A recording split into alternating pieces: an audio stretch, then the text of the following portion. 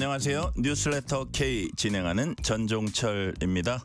비상계엄 1년을 앞두고 여야 공방이 더욱 격화되고 있습니다. 민주당은 검찰의 패스트트랙 항소 포기를 두고 대장동 항소 포기 땐 벌떼처럼 호들갑 떨더니 이번엔 왜 입을 다물고 있냐고 비판했습니다. 국민의힘은 대장동 항소 포기 국정조사와 관련해서 민주당이 세 가지 조건을 하나도 수용하지 않았다면서 애초에 국정조사를 할 마음이 없었던 거라고 각을 세웠습니다. 국민의힘 추경호 의원 구속영장 심사 전망을 두고도 여야는 정반대 전망 또 정반대 해석을 내놓았습니다. 정치 토크 코너에서 자세히 분석합니다. 갑자기 기온이 떨어지면서 건강 관리에도 비상이 걸렸습니다. 최근 유명 개그맨이 촬영 중 급성 심근경색으로 의식을 잃는 일도 있었습니다. 인터뷰 코너에서 유병욱 순천향대 가정의학과 교수와 놓치면 안 될 겨울철 건강관리 비법 점검해 봅니다. 연말에도 극장에는 신작 한국 영화 관객이 좀처럼 늘지 않고 있습니다. 주말엔 문화 코너에선 더 스크린 박혜은 편집장과 함께 자세히 살펴봅니다. 뉴스레터 K 지금부터 시작합니다.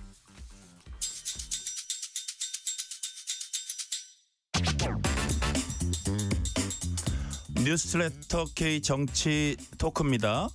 오늘 정치 토크에는 조기현 민주당 법률위 부위원장, 정광재 전 국민의힘 대변인이 얘기를 이제 나누는데요.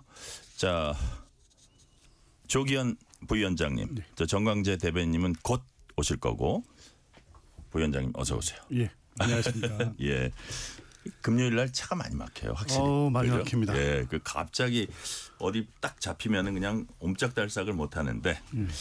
자, 그럼에도 불구하고 우리는 패스트트랙 이거 빠른 거잖아요. 빨리 가야 됩니다. 패스트트랙 얘기부터 먼저 해보겠습니다. 검찰이 패스트트랙 충돌 사건으로 재판에 넘겨진 민주당 전현직 의원과 당직자들에게 모두 벌금형 선고했습니다. 박범계 의원이 400만 원, 박주민 의원 300만 원. 자, 당시에 이제 뭐 자유한국당이었죠.과 대치하다가 이제 물리적 충돌이 빚어졌는데 오늘 구형이 조기현 변호사님 예상하고는 어떻게 좀 어떻습니까? 뭐 검찰은 당연히 구형할 거로 봤고 예. 그 실제 혐의 내용, 검찰이 주장하는 내용에 의하더라도 뭐 중하지 않기 때문에 네. 벌금형 정도 할 거라고 봤는데 그대로 하긴 했죠. 그런데 예. 애초에 이 사건 자체가 기소할 건이 아니었습니다. 그러니까 그때 패스트트랙 갖고 공수처법 설치 등 충돌을 했으니까 여야가 같이 거의 비슷한 정도의 어떤 폭력이 행사됐으니까 네. 책임이나 실제 폭력의 정도도 다 비슷할 거라고 그냥 대충 짐작하는데 전혀 그게 아니었죠. 그러니까 국민의힘이 지난번에 선고됐던 내용들은 보면 범죄 혐의 사실이 여러 개입니다. 행위 내용도 여러 개고요.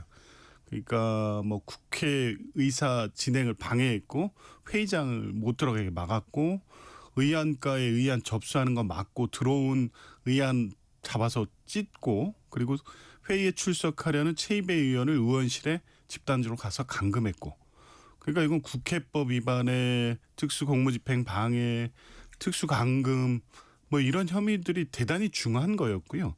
민주당 의원들은 그 과정에서 회의 출석을 위해서 가다가 이제 신체적 접촉이 생긴 거죠. 그거를 폭행이라고 고발했고 검찰은 그 당시 행위 사정이나 이런 거 보면 민주당 의원들은 적법하게 정당하게 회의 출석을 위해서 가는 과정이었는데 그걸 막는 국민의힘 의원들과의 어떤 접촉을 폭행의 고의를 갖고 한 행위라고 볼 수 없거든요. 그래서 사실은 기소 자체를 하지 말았어야 될 사건인데 기계적 균형 내지 또 당시 문제가 됐던 것이 공수처법이었기 때문에 검찰 입장에서는 이게 마음에 안 드는 법안이었거든요. 그래서 그걸 억지로 꿰맞추는 기소를 했다 이렇게 보고 있는 거죠. 근데 그렇게 기소해 놓고 사실은 뭐 중하게 구형할 수 있는 사안도 아니니까 일부 벌금형 구형을 한 건데 또 눈에 띄는 거는 김병욱 대통령실 정무비서 1,500만 원? 왜 이렇게 높아요, 그거는? 그러니까 무슨 일이 있었어요? 그것도 납득이 안 되는 거예요. 뭐 그러니까 예를 들어서 박범계, 박주민 비교해서 김병욱 어떤 차이점이 있었나요? 그러니까 특별히 행위 내용의 책임 차이가 없어 그래요? 보이거든요. 예. 그럼에도 불구하고 재산이 많아서 그런가요? 그런가요? 어찌 됐든 이 구형의 어떤 균형이라든가 예. 실제 책임 정도를 무슨 기준으로 이렇게 나누는지 모르겠지만 당시 행위에서 이렇게 지금 의원별로 차이를 둔 이유도 모르겠고 어쨌든 뭐 지금 박주민 의원 등 당사자들의 입장도 그렇고 이건 애초 기소될 사안도 아니었다라는 네. 입장이어서 구형 자체도 수용하지 못하는 분위기죠. 여기 이제 청취자들 이해를 좀 돕기 위해서 박범계 400만 원, 박주민 300만 원. 이거는 뭐 국회법이나 이런 게 아니고 일반 형사 사건이죠. 예, 그러니까 만약에 의원직을 잃게 되려면 그 금고. 부금 이상, 금고 이상의 예. 형이 요거는, 나와야 되는 예. 거고. 예. 그렇군요. 그러니까 의원들 단체로 이제 막으면서 예. 그거를 이제 폭행위가 있었다고 그래서 공동 폭행이에요. 그래서 그렇군요. 이거는 금고 이상 형이 선고될 때 의원직 상실인데 공동 폭행으로 벌금형만 구형을 했고 그 뭐 이상이 나올 가능성은 없기 때문에 의원직 유지 여부하고는 전혀 관련이 없습니다. 예. 조기현 부위원장님 그리고 이제 박주민 의원, 박범계 의원 마이크 앞에 딱 섰는데 박주민 의원 아까 보니까 뭐라 그랬냐면 자신이 공수처 설치, 검찰 개혁 추진한 데 대해서 검찰이 보복 기소를 했다. 아까 하신 말씀하고 네. 좀 연장선상에 있는 말인데 그러니까 본인이 뭐 벌금 300만 원, 400만 원 받을 이 사안이 아니다 이렇게 얘기를 하는 건가요? 그렇죠. 그러니까 이 그 당시 사안 자체가 어떤 법안 처리를 놓고 처리를 막고 네. 아니면 강행하고 이게 양자가 동등한 어떤 정치적 목적에 부딪히는 상황이 아니었거든요. 네. 뭐 약간 비슷하니까 이제 회의장에 들어가려는 과정에서 불가피하게 접촉이 난 거고 거기에는 어쨌든 형사법상에서는 그걸 폭행죄로 보려고 하면 본인이 어떤 목적을 가지고 폭행의 의도를 가지고 그거를 유형력을 행사했어야 되는데 CCTV 다 남아 있잖아요. 그냥 의원들 막 밀고 밀리고 회의장 들어가려 그러는데 못 들어가게 하니까 거기서 예. 생긴 물리력에 불과하다. 그러니까요. 이제 그거인데 굳이 그걸 공동 폭행으로 해서 거기에 CCTV에 잡힌 의원들 중심으로 기소를 했는데 이제 보면 그때 검찰은 아까 말씀드린 대로 이 문제가 된 법안 자체 공수처법이었고 공수처 설치에 대해서 가장 또 반대하는 게 검찰이었기 때문에 네.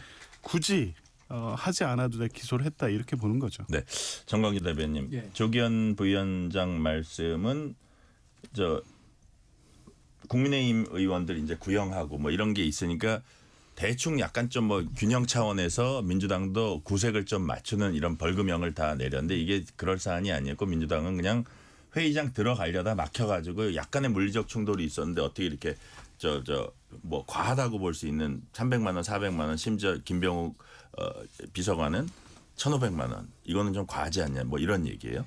그런데 100번 양보해서 네. 검찰이 그런 그 국민의힘과의 형평성 또는 공수처법을 주도적으로 만든 의원들에 대한 정치 보복성 네. 기소를 했다고 하더라도 결국에는 판결 결과가 말해줄 것 아니겠습니까? 저는 이런 식으로 검찰에 대해서 얘기할 때마다 민주당이 기승전 정치 검찰 이렇게 얘기하고 있는 거잖아요. 일종의 정말 대국민 가스라이팅을 지금도 하고 있다고 생각이 되는데 결국에는 법원이 판단할 일이라고 생각합니다.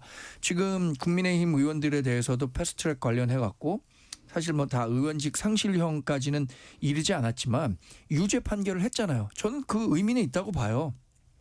패스트트랙 관련해서 그게 또 뭐 국회 선진화법을 완전히 형해화했다라고 하는데 일단 일종의 기준점을 만든 거라고 보거든요. 이 정도 하면 벌금 400만 원이다. 근데 그 이상으로 가면 벌금 500만 원 될 수 있어서 당선 무효형까지 될 수 있으니까 자제하라라는 충분한 메시지를 줄 수 있다고 생각하기 때문에 지금 이 민주당 의원들이 얘기하는 거 공동 폭행에 대해서 구형량이 많다. 정치 보복적이다. 이거는 결국에는 법원에서 판단받을 일이라고 생각합니다. 네.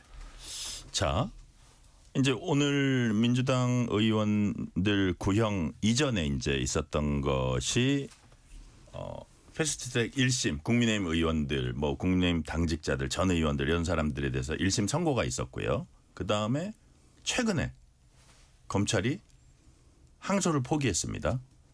자, 그래서 뭐라 그러냐면 범행 동기가 사적 이익 추구에 있지 않았고 사건 이후 장기화된 분쟁 최소화 이런 것들을 언급했는데 조기현 부위원장님 이번 항소 포기 어떻게 평가하세요? 지난번 대장동 항소 포기 문제를 네. 이 사건과 결부시켜서 뭐 검찰이 이제 지난번에도 했는데 이번에도 할 수 있는 거 아니냐 뭐 이렇게 얘기하는 사람도 있고 그런데 저는 그걸 정치적인 어떤 동기나 배경 다 빼고요. 네. 검찰이 검찰이 지금까지 해왔던 기준에 의해서 볼 때 이 사건은 당연히 항소를 했어야 되는 사건입니다. 대검 예규 기준 계속 말씀드리고 있는데 네. 거기에 가장 대표적인 항소 사유는 형종 변경이 있습니다. 징역형을 구형했는데 네. 다 벌금형 나왔잖아요. 이건 검사는 무조건 항소를 하게 돼 있습니다. 왜냐하면 이건 그만큼 중하다고 봐서 인신을 구속하는 징역형을 구형한 거고 실제 이 사건도 동물국회를 막기 위해서 여야가 합의해서 통과시킨 국회 선진화법이 발효되고 나서 처음 있었던 사건이고 국회가 완전히 그 국회 선진화법이 무력화되는 상황이었거든요. 엄중하게 처벌해야 될 필요성이 매우 높습니다. 그럼 재판부도 지적은 했죠. 그런데 이제 양형에서 다른 정치적 고려를 해서 그것이 문제인데 어찌됐든 검찰은 이 형을 구형하는 입장에서는 그 기준에 의해서 봤을 때 당연히 항소를 했었어야 됩니다. 이거는 어떻게 보면 이 범죄의 어떤 중대성이라든가 이런 거 볼 때 자제되어야 될 사건으로 보기도 어렵습니다. 근데 대장동 사건 같은 경우는 그 기준에 의하더라도 일부 피고인들은 구형량보다 높게 선고가 됐고 그리고 실제 조금 낮게 떨어진 뭐 남욱 등의 경우에도 실제 그 항소 기준에 이하로 떨어지지 않았기 때문에 그 기준에 따르더라도 그때 항소 포기한 건 검찰 그 예규에 맞습니다. 그러니까 딴 거 다 빼고 검찰이 자기들이 갖고 있는 내부 기준에 의하더라도 이 사건 같은 경우에는 당연히 항소를 했었어야 되는데 이렇게 국민의힘 관련된 사건은 왜 안 했을까요? 예. 글쎄 뭐 이런 최근의 상황 정치적 상황을 고려한 것으로밖에 볼 수 없고 포기 이유를 밝힌 것도 뭐 사건의 장기와 뭐 이 1심 선고 내용 중에 이제 그런 부분이 고려된 사정 등을 고려했다는 건데 저는 공허해요. 좀 공허한 측면이 있습니다. 그렇죠. 이거는 그렇게 접근할 사안이 아닙니다. 이건 최근에 어떤 대장동 문제하고 결부시켜서 평가할 문제는 아니라고 봅니다.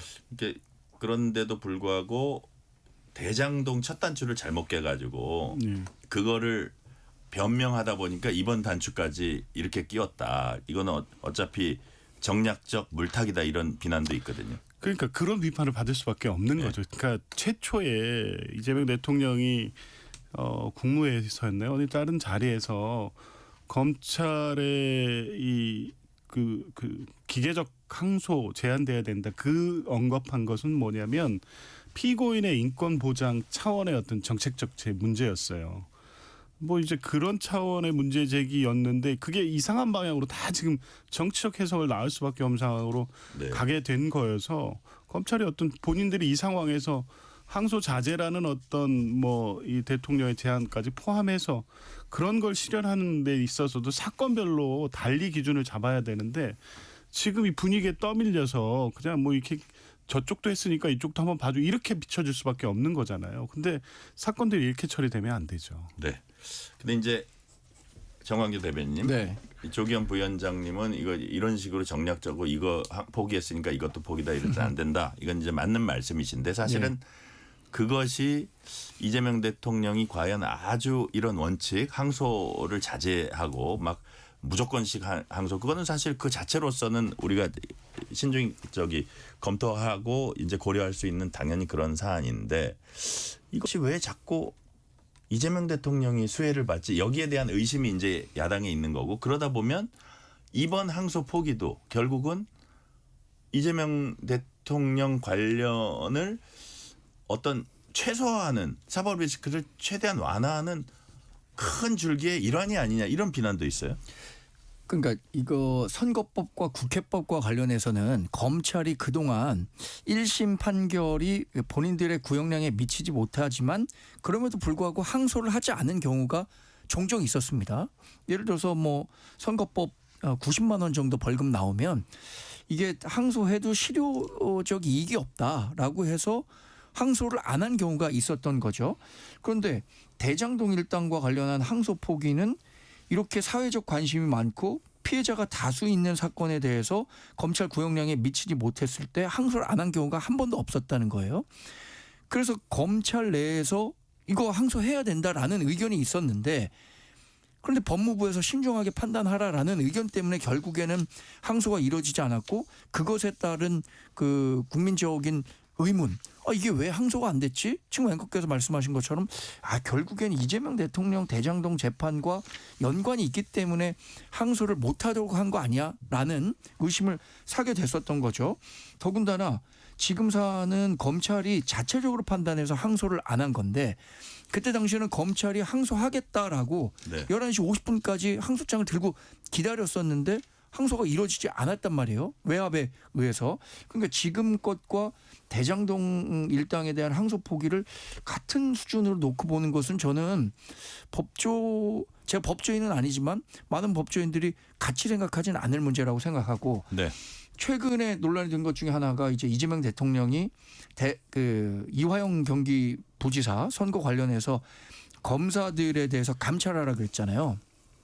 이것도 결국에는 그 재판의 연장선상에 이재명 대통령 본인이 있는데 그 개별 사안에 대해서 이렇게 수사 지휘 마치 하는 것처럼 여겨지는 것에 대한 그런 그 불만은 분명히 있을 겁니다. 지금 방금 얘기한 제일 마지막에 얘기한 이재명 대통령의 뭐 그 이하상 변호사인가요? 그분 김영현 현 변호인 그분과 그다음에 검찰들의 집단 퇴장을 같이 묶어가지고 여기는 감찰 여기는 수사.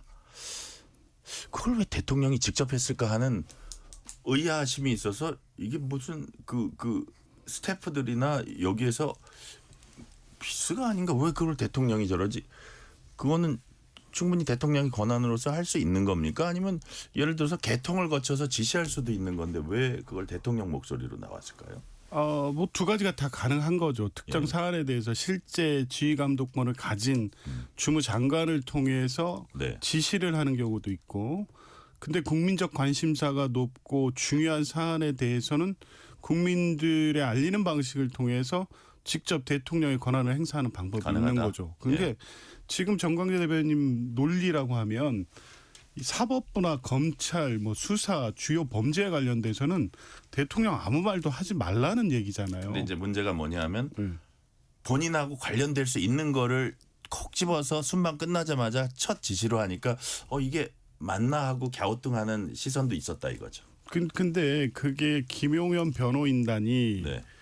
법 재판장을 모욕하고 재판에서 재판 방해하고 이런 행위들과 검찰이 관행적으로 해온 일방적 퇴정이 본질적 맥락에서는 다르지 않은 거예요. 재판부의 재판권을 무력화시키는 행위니까 그게 동시적으로 발생된 상황에서 네. 대통령으로서는 이 사법부에 대한 신뢰의 근간을 흔드는 이 두 가지에 대해서 조치해야 된다 원칙적인 얘기 할 수 있는 거고요. 그러니까 사회적으로 중요한 사건에 대해서 이런 방식으로 대통령 입장 표현을 하는 건 종종 있어 왔습니다. 이건 본인 사건의 관련성 문제가 아니라 최근에 네. 특히 내란 이후에 우리 사회 모든 헌법기관을 비롯해서 전체적으로 지금 신뢰 위기가 발생했는데 전 국민에게 중계되는 이 내란 재판을 포함해서 또 이 그 대북 송금 재판은 뭐 공개되는 재판은 아니지만 여러 가지 뭐 증거 조작이라든가 이런 문제도 같이 결부돼 있는데 관련된 사건에서 검찰의 그런 행위는 전체적으로 사법부 재판이 이렇게 진행돼도 되는 건가에 대한 국민적 의문이 발생했기 때문에 대통령으로서는 그건 같은 문제이기 때문에 그렇게 입장을 취했다고 할 수 있다고 봅니다. 네. 자. 그런데 네, 짧게 저는 정광희 문제 대변인. 하나만 제기하겠습니다. 사실상 저는 이재명 대통령식 양두구육이라고 봐요.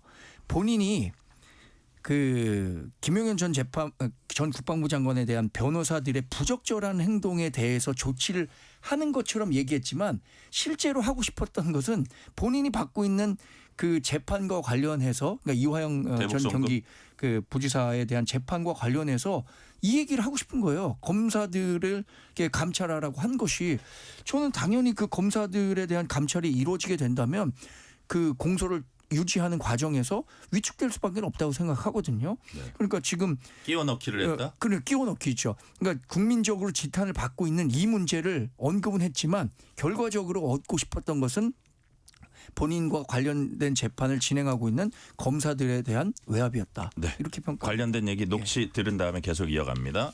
자, 민주당 지도부는 대장동 항소 포기와 나경원, 송원석 등 항소 포기를 약간 비교하는 그런 말을 했어요. 김병기 원내대표 얘기 들어보시겠습니다. 일부 정치검사들에게 묻겠습니다. 김만배, 남욱 등에 대한 항소 포기 때는 벌떼처럼 일어나서 호들갑을 떨더니 나경원, 황교안 등 선진화법 위반자들에 대한 항소 포기 때는 왜 그 입 다물고 있습니까? 당신들의 문제가 무엇인지 이제는 좀 아시겠습니까? 노무현 정부 당시 검사와의 대화에서 거칠게 반응하고 떠들던 검사들, 그 이후 이명박 박근혜 정부에서 입 한 번 뻥끗 못했던 것 잘 알고 계십니까? 당신들의 행동은 기계가 아니라 특권 의식에 빠져서 세상 무서운 줄 모르고 건방을 떠는 것에 불과하다는 거 이제는 좀 깨닫기 바랍니다. 네, 김병기 원내대표에게 대장동 사건 항소 포기 때는 벌떼처럼 달려들더니 국민의힘 나경원, 송원석 등 패스트트랙 충돌 사건 항소 포기엔 왜 그 입을 다물고 있냐?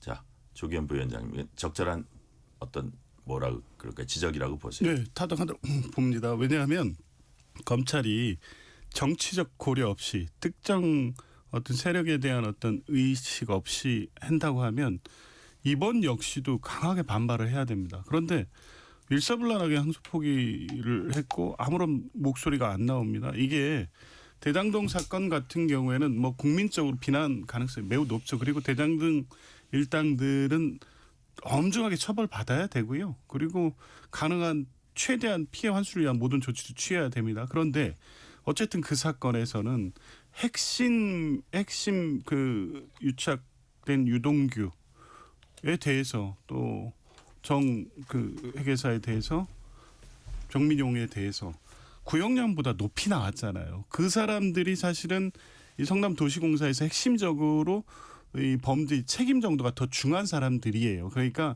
구형보다 높았다고 하면 그 사건은 일단 뭐 그 본인들 대법 예규의 기준에 의하더라도 그렇고 항소 여부에 대해서 여러 고민의 여지가 있었음에도 불구하고 일종의 정치 논리 마치 다 받을 수 있었던 추징금을 날려먹은 이 논리에 같이 부합해서 이 주장을 하면서 항소를 안 해서 국민 피해가 발생했다 막 이런 식으로 접근을 했는데 이 사건 역시 패스트트랙 사건에서 국회 선진화법 무력화가 그냥 국회 안에서 있는 정치적 사건으로 이렇게 볼 수가 없어요. 주요 법률을 처리하는 과정에서 또 대부분 다 국민의 삶과 직접적으로 관련이 있는데 예를 들면 패스트트랙은 다소 이제 공수처법이랑 좀 그렇게 다리를 볼 수도 있지만 네. 이렇게 해서 국회 법안 처리가 이렇게 막히고 국회 내에서의 폭력행위를 의원직 상실 정도가 아닌 정도로 정치적 고려를 해서 인정해 준 것 자체가 검사가 정의를 추구한다고 하면 어떤 사건에 동등한 잣대라고 하면 이 사건에도 똑같이 반응이 나왔어야 된다고 네. 보는 거예요. 근데 이 사건은 정치적 고려를 하는 거잖아요. 우리가 보기에도 재판부가 한 대로 그렇게 하면 맞네라고 판단하는 게 과연 이 검찰이 어떤 진영이나 정치적 이런 고려 전혀 없이 사건 자체를 놓고 법원의 재판에 대해서 당부 여부를 제대로 판단해서 지금 항소 여부를 결정하고 있느냐 그렇게 보이지 않는 거죠. 자, 정광희 대변인. 대장동 때는 강력하게 지검장들이 막 이렇게 집단 성명을 올리면서 반발했는데 이번에 나경원, 송원석 항소 포기 때는 왜 입을 다물고 있냐? 그 이유가 뭐라고 보세요? 아주 근본적으로는 검찰이 판단했던 대로 결과가 나왔느냐 나오지 않았느냐예요. 대장동 그 항소 포기 때는 검찰이 판단했었던 것은 항소를 하겠다라는 것이었는데 그 결과가 바뀌었잖아요. 근데 이번 그 패스트트랙 사건은 검찰도 자체적으로 이거 항소 안 하겠다라고 판단했기 때문에 결과적으로 그렇게 됐단 말이에요. 근데 김병기 원내대표가 얘기하는 거 들어보면 검찰은 정치검찰이기 때문에 권력의 눈치를 보고 국민의힘 의원들의 눈치를 봐서 이거 항소 안 한 거 아니냐 이런 문제 제기를 하시는데 지금 민주당과 이재명 대통령 집권 이후에 검찰에 대해서 얼마나 많은 뭔가 영향력을 행사하기 위해서 노력하고 있습니까? 근데 검찰이 지금 국민의힘 눈치를 볼 필요가 있는 건가요? 야당, 그것도 소수 야당인 국민의힘 의원들을 돕기 위해서 검찰이 항소를 포기했다? 이거 자체가 본인들이 얘기하는 정치 검찰과는 상충되는 거잖아요. 자, 지금 우리가 네. 권력이 없는데. 자, 조기현 부위원장님, 요건 이제 다음 주제 넘어가기 전에 짧게 기술적으로 하나 여쭤볼게요. 검찰은 항소 포기했는데 국민의힘 의원들은 항소했습니다. 자, 예를 들어서 나경원 의원 같은 경우는 국회법 위반이었나요? 400만 원에 500만 원 넘지 않았잖아요. 그래서 이제 어떻게 보면 의원직을 유지할 수 있는 형에 해당하는 형을 받았는데 본인이 항소하더라고요. 예. 이게 500 이상으로 올라갈 수도 있는 거예요? 아니면 현실적으로 검찰이 항소를 포기했기 때문에 400 이상은 안 올라가는 겁니까? 안 올라가죠. 아, 불이익 그래요? 변경 금지 원칙 때문에 본인 항소만 일각에서는 되게 용감하다 생각. 이거 안 올라가요? 안 올라갑니다. 근데 낮춰질지언정 올라갈 리는 없는데 네. 낮춰지지는 않을 것 같은데 항소를 왜 하시는지 모르겠습니다. 아니 근데 나경원 의원으로서는 낮출 가능성이 있다라고 생각해서 항소를 하신 것 같고 네. 아까 말씀하신 불이익 변경 금지 원칙 때문에 일단 그 대장동도 네. 항소를 한 후에 그 다음에 다투어봤었어야 한다는 의견이 있는 거죠. 네. 자, 대장동 항소 포기 국정조사 관련해 여야 입장차 여전합니다. 이와 관련해서 국민의힘이 어떤 입장을 갖고 있는지 송원석 국민의힘 원내대표 얘기 들어보시겠습니다. 정상적인 국조 진행을 위한 요건으로 제시한 부분에 대해서 하나도 수용할 수 없다는 더불어민주당의 답변에 경악을 금치 못합니다. 우리가 요구했던 것은 조건이 아니라 상식입니다. 첫째, 더불어민주당은 진정 야당 간사도 없는 일방적인 국정조사를 강행하겠다는 뜻입니까? 둘째, 여야 합의 없이 여당이 부르고 싶은 정인만 불러서 그들만의 국정조사를 실시하겠다는 뜻입니까? 셋째, 추미애 법사위원장의 독단적인 회의 진행, 비정상적인 행태를 그냥 계속하겠다는 통보입니까? 그럴 거라면 더불어민주당 TF에서 검사들을 불러 조사하는 것이 차라리 낫지 않겠습니까? 이거는 제가 정광재 대변인한테 국민의힘의 입장을 짧게 네. 묻고 조기현 부위원장한테는 민주당 입장을 짧게 묻는 질문을 각각 할게요. 아니 그러니까 추미애 위원장이 뭐 발언권 맞고 퇴장하고 뭐 이런 부분에 있어서 이런 세 가지 요건을 한 건 뭐 보이긴 하는데 나경원 의원 간사 선임 이거는 결사적으로 막았었거든요. 근데 국정조사를 하겠다고 하면서 나경원 의원 건을 왜 들고 나왔을까요? 근데 정치라는 게 여야가 협상을 하다 보면은 내주는 것과 받는 것이 있잖아요. 예. 국민의힘은 분명한 카드를 하나 내줬습니다. 뭐냐면 이게 특별위원회를 구성하자. 그래서 국정조사 하자는 거였잖아요. 그런데 민주당이 뭐라 그랬냐면 법사위원회에서 하자라고 네. 했어요. 예. 좋아. 그러면 법사위원회에서 하는 것까지 양보했습니다. 그러면 이제 민주당이 양보할 차례라는 거죠. 그 과정에서 제가 판단하기에 이참에 나경원 의원의 법사위 간사도 아예 인정을 받을 수 있도록 하겠다라고 이것도 일종의 생각했는데 했는데 그걸 못 받아들이는 이유를 참 모르겠어요, 사실. 그 나경원 의원의 지금 법사위 간사 선임과 관련한 문제는 벌써 한 3개월 정도 지속된 문제입니다. 네. 국회 운영 과정에서 타 당의 간사를 선임하는 데 있어서 다른 당이 다수 의석을 갖고 있어서 그거 못하도록 막은 전례가 한 번도 없었습니다.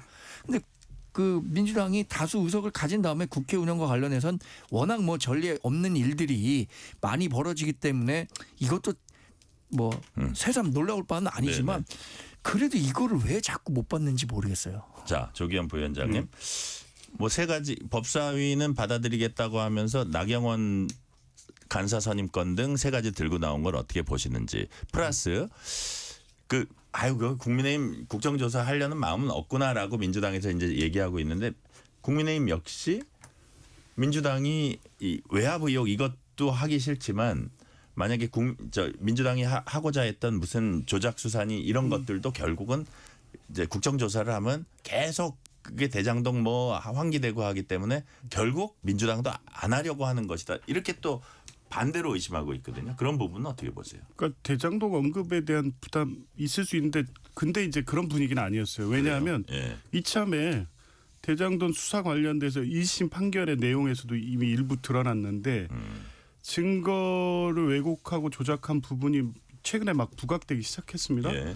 다 들여다보자는 거면 잘 됐다 이런 분위기였어요. 그러면 뭐 항소포기 내용까지 다 포함해서 해보자. 이게 원내 지도부의 확고한 입장이었는데 맨 먼저 국조특위 네. 들고 오는 것부터 할 의지가 별로 없어 보이는 거예요. 왜냐하면 특위는 뭐 구성부터 조사 대상 선정 뭐 이런 거 다 논의하다 보면 하세월이에요. 또 이것도 의견이 어느 정도 일치된 것도 아니고 예를 들면 사회적 대참사 같은 경우에 이 국정조사 특위는 금방 합의가 되고 빨리빨리 이루어지죠 조사를. 근데 이거는 이 국정조사 특위 구성하는데도 몇 달 걸릴 거예요. 잘못하면. 그러니까 이건 안 하겠다는 걸 받고 그래서 이제 법사위 하겠다는 걸 받아들이니 그러면 뭐 의지가 있나 보다 했는데 나경원 의원 간사선의 문제를 또 여기 들고 나오니까 이게 안 받아들여질 거라는 걸 모르시나요? 그러니까 정말 할 의지가 있으면 이 조건 안 붙였을 것 같아요. 그리고 국정조사 특위 열어서 본인들 주장 마음껏 하고 그거 나경원 의원 간사 선임 여부와 관계없이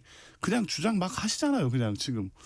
무슨 문제가 있죠. 오히려 회의 진행에 적당히 협조하면 국민의힘이 주장하고 싶은 내용들 이 법사위 국정조사를 통해서 충분히 부각시킬 수 있음에도 불구하고 네. 이게 수용되기 어려운 조건을 붙여놓으니 이걸 하겠다는 의지가 있는 것으로 보기가 어렵죠.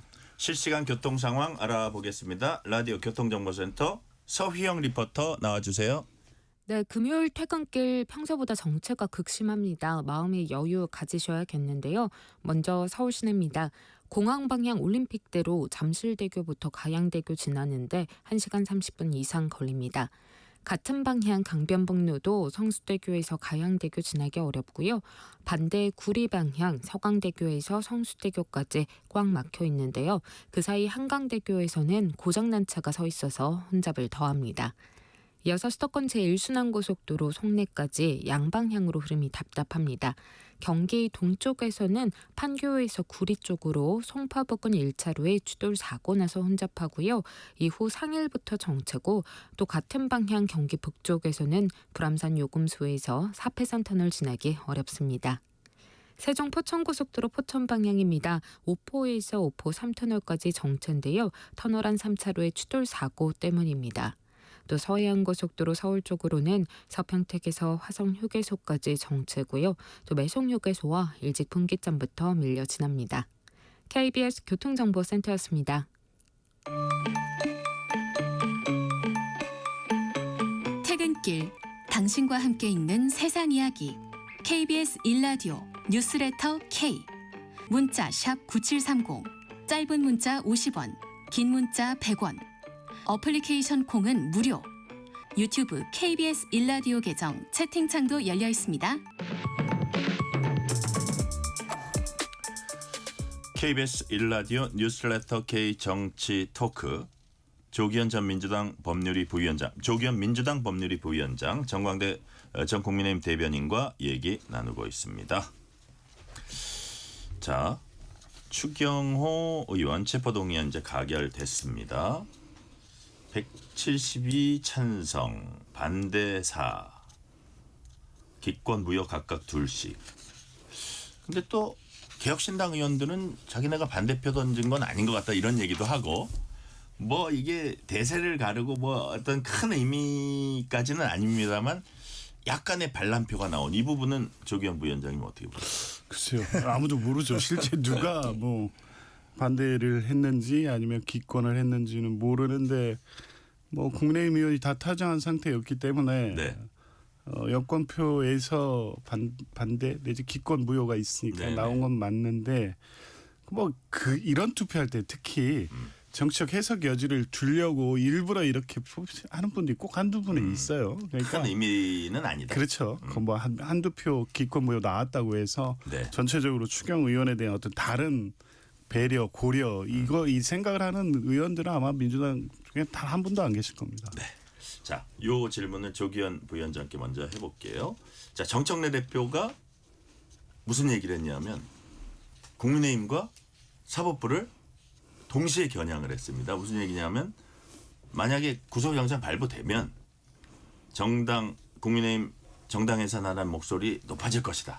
이 국민의힘에게는 가장 독약 같은 거잖아요. 정당 해산이라는 거. 자, 만약에 기각되면 사법부를 향해서 그 화살은 조희대 사법부로 향하고 내란 전담 재판부 설치 등 사법개혁 요구가 본물 터질 것이다. 이거 일종의 꽃놀이패인데 만약에 정청래 대표의 이 시각으로 보면 자 발부되면 국민의힘 공격, 기각되면 사법부 공격하겠다는 취지로 읽히는데 그렇다면 실제로 객관적으로 봤을 때 조기현 부위원장님 보셨을 때 이 영장 심사 결과가 어떻게 나느냐에 따른 정치적 파장은 그 세기랄까요? 정치적 파장은 어느 정도 된다고 보세요?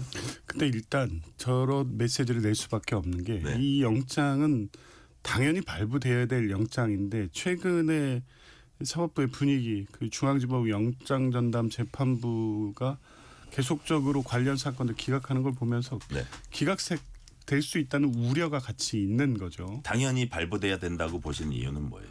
일단 범죄 혐의의 중대성 그리고 소명 정도. 그러니까 추경호 의원은 뭐 어제 국회에서도 지금까지 주장을 반복적으로 해왔는데 특검이 영장 청구할 때 밝혔던 내용은 그 전에 알려지지 않은 내용보다 조금 더 나갔어요. 그 문자 메시지라든가 주고받은 내용 중에 추경호 당시 원내대표가 이 계엄 해제 표결을 방해할 목적으로 적어도 윤석열 전 대통령과의 통화 시점 기준으로 그 이후 시간에 정확하게 계엄군의 움직임까지 고려하면서 의원들을 당사 국회 당사로 계속 장소 변경을 하면서 혼란을 줬다. 이건 분명하다는 것이기 때문에 혐의의 입증은 됐고 계속 부인하고 있고 관련된 의원들의 진술에 영향을 미치거나 오염시킬 우려, 증거인멸의 우려도 있기 때문에 발부될 수밖에 없다고 보는 거죠. 그런데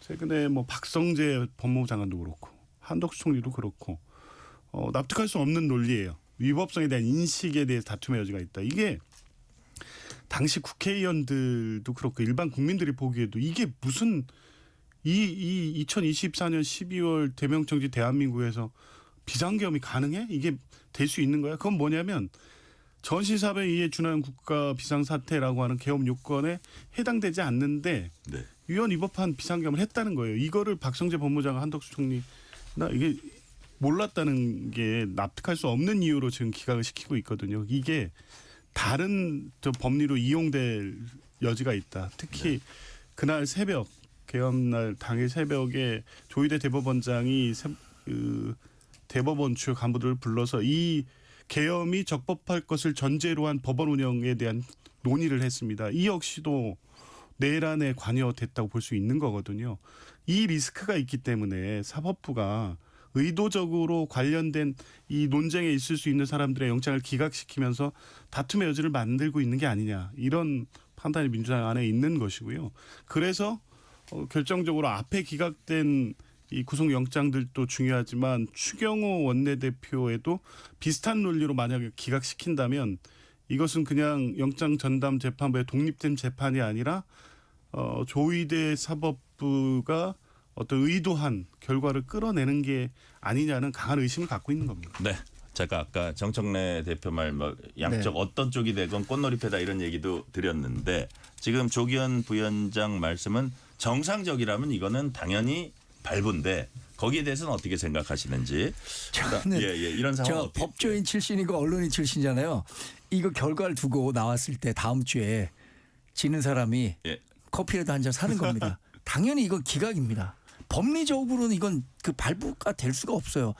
제가 비법조인이지만 저도 얻어 먹는 거예요? 그럼요. 아 지금 한 왜냐하면 거예요? 말이죠. 한 거예요? 그럼요.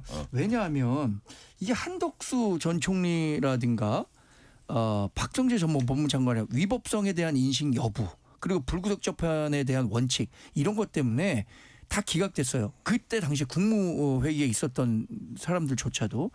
그리고 추경호 전 원내대표에 대해서 검찰 특검이 이렇게 구속영장 청구하는 건 저는 이거 특검이 나오지 않았었더라도 구속영장 청구했을 거라고 봐요.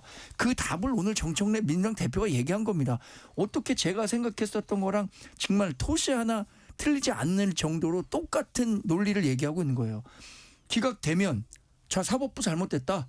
그러니까 사법부 개혁해야 된다라고 얘기할 거고 발부되면 그러니까 국민의힘 내란 정당이다. 이런 식으로 또 공격할 거 아닙니까? 저는 이 이른바 그 양수 겸장 이거 믿져야 본전이다라는 식으로 특검에서 구속영장 청구했다고 보고요. 지금까지 언론에 나온 내용만 놓고 본다면 추경호 전 원내대표에 대한 구속영장 발부 가능성은 0%에 가깝다고 봅니다. 이게 굉장히 정치적으로 구속영장 청구했다고 보고 법리만 놓고 본다 이러면 당연히 기각될 거라고 보는데 마지막 변수는 이게 12월 2일 날 영장실질 심사를 해갖고 12월 2일 밤에서 3일 날 새벽이나. 넘어가는 날로 한단 말이에요. 예. 이러면 또 이게 계엄 1년과 엇물려 갖고 판사들이 고민에 빠질 판사- 거다.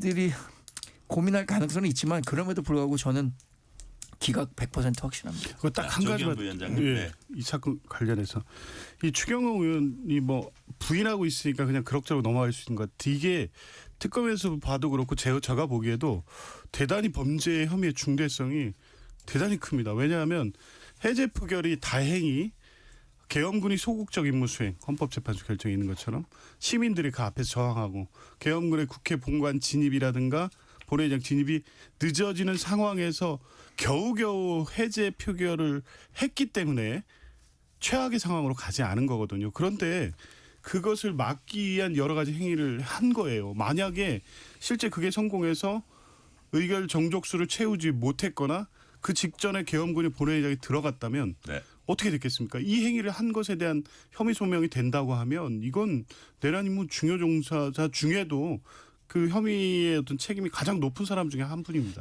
근데 자, 표결 해제와 짧게, 관련해서 예. 방해를 정원 받았다고 대변인 하는 짧게, 예. 의원들이 아무도 없잖아요. 지금 국회의원 가운데 표결 해제를 방해했다. 이게 혐의인데 방해받은 사람이 없다는데 그게 어떻게. 검찰의 공소장에도 없다 이거죠. 네. 자, 그 정도 요 얘기는 그 정도 하시죠.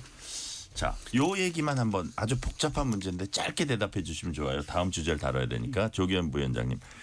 만약에 뭐 구속영장이 발부된다든지 중요한 당직입니다. 원내대표.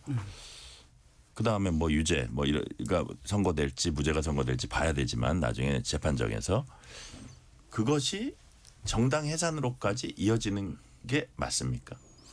충분히 그럴 수 있다. 있다. 요거는 좀 짧게 한마디로 말씀해 주시면. 그뭐 통합진보당 정당에서 심판 네, 결정문의 내용을 그대로 가져오더라도 거긴 뭐 내란 모의 정도로 해가지고 네. 해산 결정이 난 거고요. 그냥 하여간 법리는 민주적 기본 질서 위배인데 실제적이고 구체적인 위험이 발생하면 해산 사유가 된다는 거예요. 네. 이건 역시 계엄 해제 표결이 만약에 그 행위를 한 것은 분명하다고 보고 이제 이 영장이 청구된 사건이기 때문에 그 행위가 인정이 된다는 걸 전제로 하면 이건 당 전체가 조직적으로 안 움직여도 어떤 한 사람이 유죄가 인정돼도 이건 정당 해산이 될 수 있다. 그렇죠. 일부 지도부가 가입을 해서 정당의 목적이나 활동이 민주적 기본 질서를 위배한 거에 해당되는 건 분명히 보입니다. 가능하다. 예. 예. 자, 정광희 대변인. 네, 저는 조희대 전 헌법재판소장 대행이 하신 말씀으로 가름하겠습니다. 네. 그렇게 하는 것이 대단히 무리다. 그리고 국민의힘의 소속 의원들이 계엄 해제 의결 투표를 했었는데 네. 그런 것들을 고려한다면 이거 헌법적 가치에 맞지 않을 것이다라는 취지로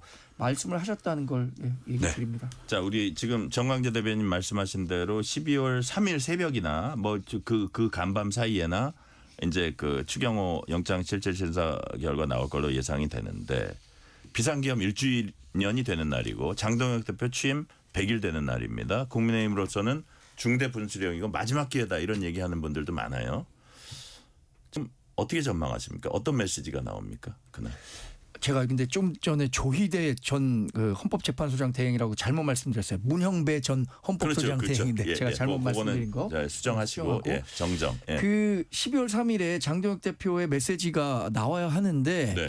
지금 원내 의원들은 장동혁 대표에 대해서 계엄과 또 윤석열 전 대통령의 관계 설정 이 부분과 관련해서 좀 전향적으로 예. 한번 얘기하고 가자, 털고 가자. 젊은 라는 의원들 중심으로 네. 오늘 많이 얘기를 했어요. 분위기를 전달하고 자기네 집단 있는데 행동할 수도 있다. 그런데 지도부는 또 당심에 의해서 뽑혔기 때문인지 모르겠습니다만 이것과 관련해서 의미 있는 전향적 메시지를 내놓지 않을 가능성이 크게 보여요. 더 크다고 봐요. 그러니까 그런 메시지가 나오지 않을 것 같다는 않을 가능성이 거죠. 더 크다.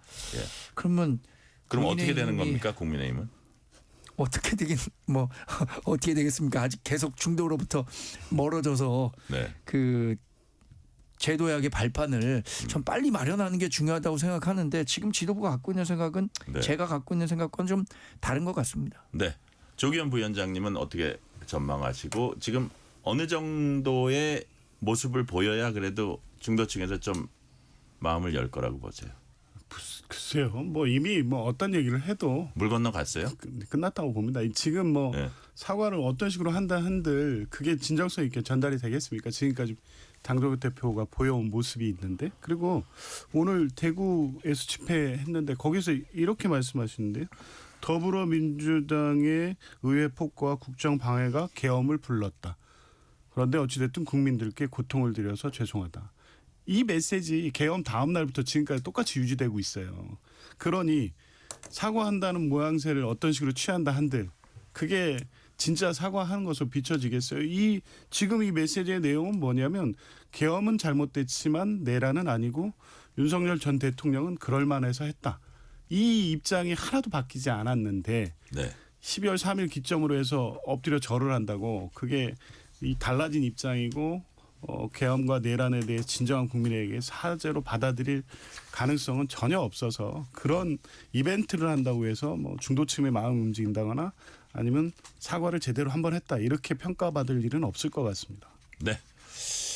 자, 장경태 민주당 의원이 성추행 의혹에 휩싸였습니다. 지금 경찰에 이제 일단 사건이 고발돼 있고 여성 비서관이라고 하죠. 근데 일단 정청래 대표 윤리감찰단 조사 지시했고 민주당 박수현 수석 대변인 이 사안 가볍게 보고 있지 않다 이런 얘기도 했습니다. 국민의힘은 권력형 성범죄다 제명하라 사퇴하라 뭐 이런 얘기들 하고 있는데 이게 사실은 조기현 부위원장님 네. 수사하고 재판까지 가면 이게 장기전이잖아요. 그렇죠. 예.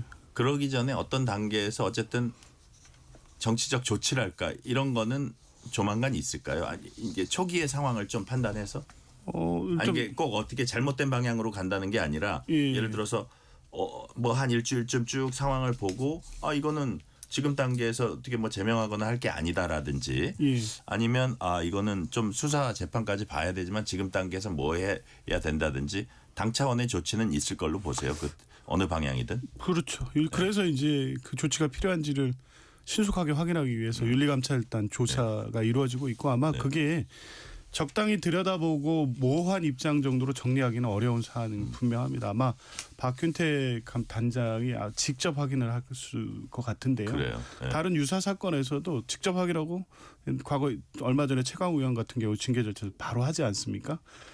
내용이 복잡하지도 않습니다. 어쨌든 그 피해 관련돼서 그 주장 내용이 담겨 있는 CCTV가 있고 네. 네.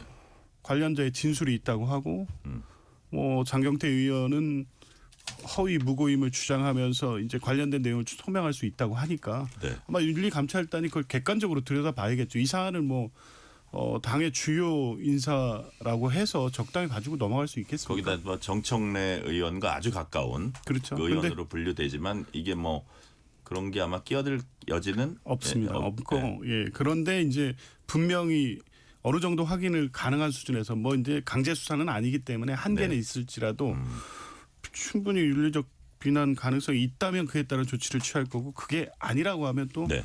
그 다소 비판이 있더라도 하여간 책임 있는 조치는 당연히 할 거로 봅니다. 네. 정광인 대변인 어떻게 예. 보세요? 그동안 민주당이 이런 성범죄 관련한 내용에 많이 시달려 왔었죠. 근데 항상 비판받아 왔었던 건 그런 겁니다. 그냥 뭐 꼬리 자르기 식으로 덮고 넘어간다 이런 거였을 텐데 많은 성 관련 범죄에 대해서 민주당이 본인들이 얘기했었던 것대로 아주 엄격한 잣대를 적용한다면 네. 저는 장경태 의원에 대한 어떤 조치든 민주당에서 책임 있는 조치가 나와야 할 거라고 생각하고 근데 관련해서 지금 정치권에서는 또 장경태 의원이 정청래 민주당 대표와 가깝기 때문에 혹시 이 일을 계기로 민주당 내에 또 어떤 권력 간의 암투 이런 게 있는 거 아닌가라는 얘기들도 나오고 있어서 귀추를 좀 살펴봐야 할 것 같습니다. 지금 말씀하신 건 일종의 약간 음모론인데 뭐 그런 얘기도 근데 그런 있다는 얘기들이 정도로 지금 여의도에서 예. 워낙 돌고 돌고 있다. 있으니까. 예. 자, 시간이 지금 1분 채 안 남았으니까 대답을 한 15초씩만 해주시는데요. 3대 특검 중에 최병 특검 처음으로 수사 마무리했습니다. 33명 윤 전 대통령 포함해서 33명 재판에 넘깁니다. 한마디로 쫙 했을 때 조기현 부위원장님 어떻게 평가하십니까? 일단 이 임성근 사단장의 구명 로비 네. 여기까지 밝혀내지 못한 것은 아쉬움. 그런데 대통령의 경로를 기반으로 해서 최혜병의 억울한 죽음이 묻힐 뻔한 것을 밝혀냈다는 것은 성과. 아쉬운 가운데도 잘했다 이렇게 평가하고 싶습니다. 정광인 대변인. 태산 명동 서일필이라는 말이 있잖아요. 네. 태산이 정말 흔들렸는데 쥐 한 마리 나온 격이죠.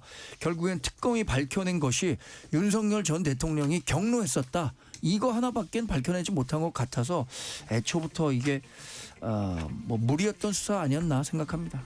네. 오늘 말씀 여기까지 듣겠습니다. 지금까지 조기현 전 민주당 법률위 부위원장, 정광재 전 국민의힘 대변인이었습니다. 오늘 말씀 감사합니다. 고맙습니다. 네, 고맙습니다. 뉴스레터 K 1부 마치고 2부가 이어집니다.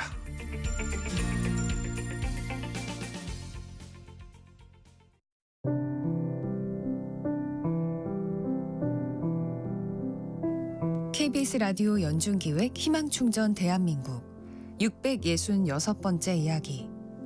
안녕하세요. 아나운서 유지원입니다. 12살 준호가 세상에서 가장 의지하는 사람, 바로 외할머니입니다. 보이스피싱 피해의 충격을 끝내 이겨내지 못하고 세상을 떠나버린 아빠와 알코올 중독과 조현병으로 끝이 보이지 않는 치료를 이어가야 하는 엄마. 그 뒤 할머니 곁에 남겨진 건 형과 남동생, 그리고 어린 준호뿐이었는데요.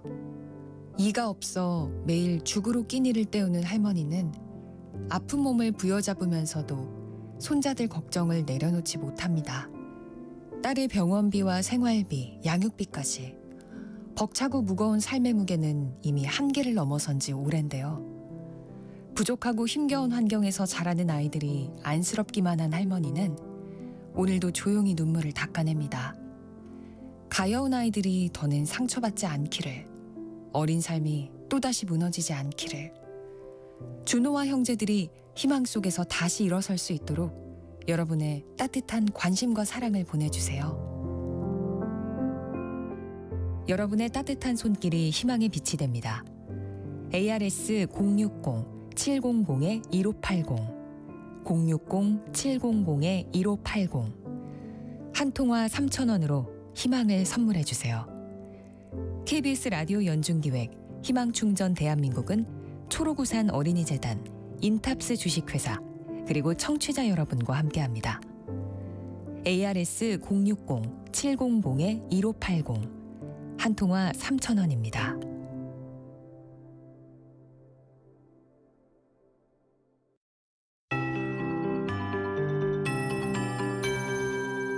KBS 58분 날씨. 내일 아침까지는 추위가 이어지겠습니다. 내일 아침에 서울 1도, 대구 영하 1도, 대전 영하 2도, 철원 영하 3도 등으로 충청 이남 지방을 중심으로 오늘 아침보다 1도에서 4도 정도 더 내려가 곳곳의 기온이 영하로 떨어져 서리가 내리거나 물이 얼겠는데요. 내일 낮부터는 온화한 남서풍이 불어오면서 서울 12도, 강릉 14도, 광주 16도, 부산 17도 등으로 오늘보다 3도에서 5도 정도 높겠고요. 모레 일요일에는 내일보다 아침과 낮 기온이 모두 조금 더 오를 전망입니다. 10도 이상 크게 벌어지는 일교차는 주의하셔야겠습니다. 오늘 밤부터 내일 낮까지는 전국이 대체로 맑겠지만 중부지방은 내일 오후부터 차차 흐려지겠고요. 내일 밤부터 모레 새벽 사이에는 경기 북부와 강원 영서 북부 지역에 비가 조금 오겠고 그 밖에 수도권에도 빗방울이 떨어지는 곳이 있겠습니다. 모레 일요일에는 전국이 대체로 흐리겠고 12월의 첫날인 월요일 새벽에는 경기 내륙과 강원 영서 지역에 곳에 따라 가끔 비나 눈이 내릴 전망입니다. 월요일부터 기온은 내림세를 보이면서 다음 주 수요일에는 서울의 아침 기온이 영하 6도까지 내려가는 등 강한 추위가 찾아올 전망입니다. 현재 서울의 기온은 4.4도입니다. 송소진입니다.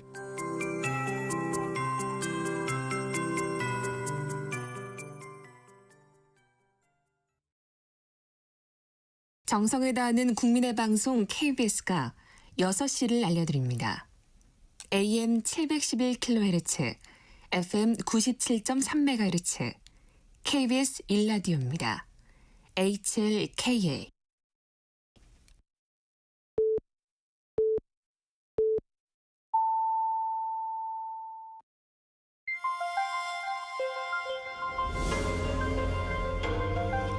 KBS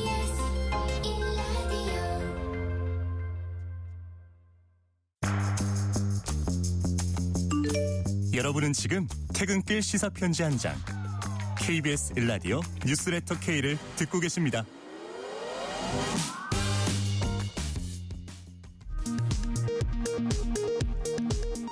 이 시각 라디오 정보센터 뉴스입니다. 순직해병 사건 수사 외압 은폐 의혹을 수사해온 이명현 순직해병 특별검사팀이 최종 수사 결과를 발표했습니다. 특검팀은 150일간의 수사 기간 동안 이종섭 전 국방부 장관 도피 의혹 핵심 피의자인 윤석열 전 대통령을 비롯해 33명을 재판에 넘겼습니다. 12.3 불법 비상계엄 사태 관련 내란 외환 의혹을 수사하는 조은석 특별검사팀이 조태용 전 국가정보원장을 구속 상태로 재판에 넘겼습니다. 계엄 해제 표결 방해 혐의를 받는 추경호 전 국민의힘 원내대표의 구속영장 실질심사는 다음 달 2일 열립니다. 국민의힘 장동혁 대표는 12.3 불법 비상계엄에 대해 민주당의 의회 폭거와 국정방해가 계엄을 불러왔지만 결과적으로 많은 국민들께 혼란과 고통을 드렸다며 책임을 무겁게 통감하고 있다고 말했습니다.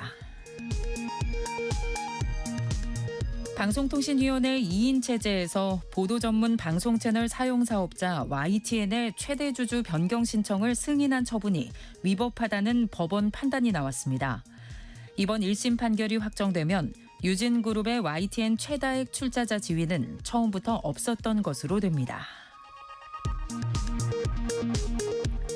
이재명 대통령이 초대 방송미디어통신위원회 위원장 후보로 김종철 연세대 법학전문대학원 교수를 지명했습니다. 이 대통령은 취임 후 처음으로 국가정보원을 찾아 과오를 성찰하고 본연의 역할을 다해달라고 당부했습니다. 지금까지 라디오 정보센터 뉴스 편유희였습니다.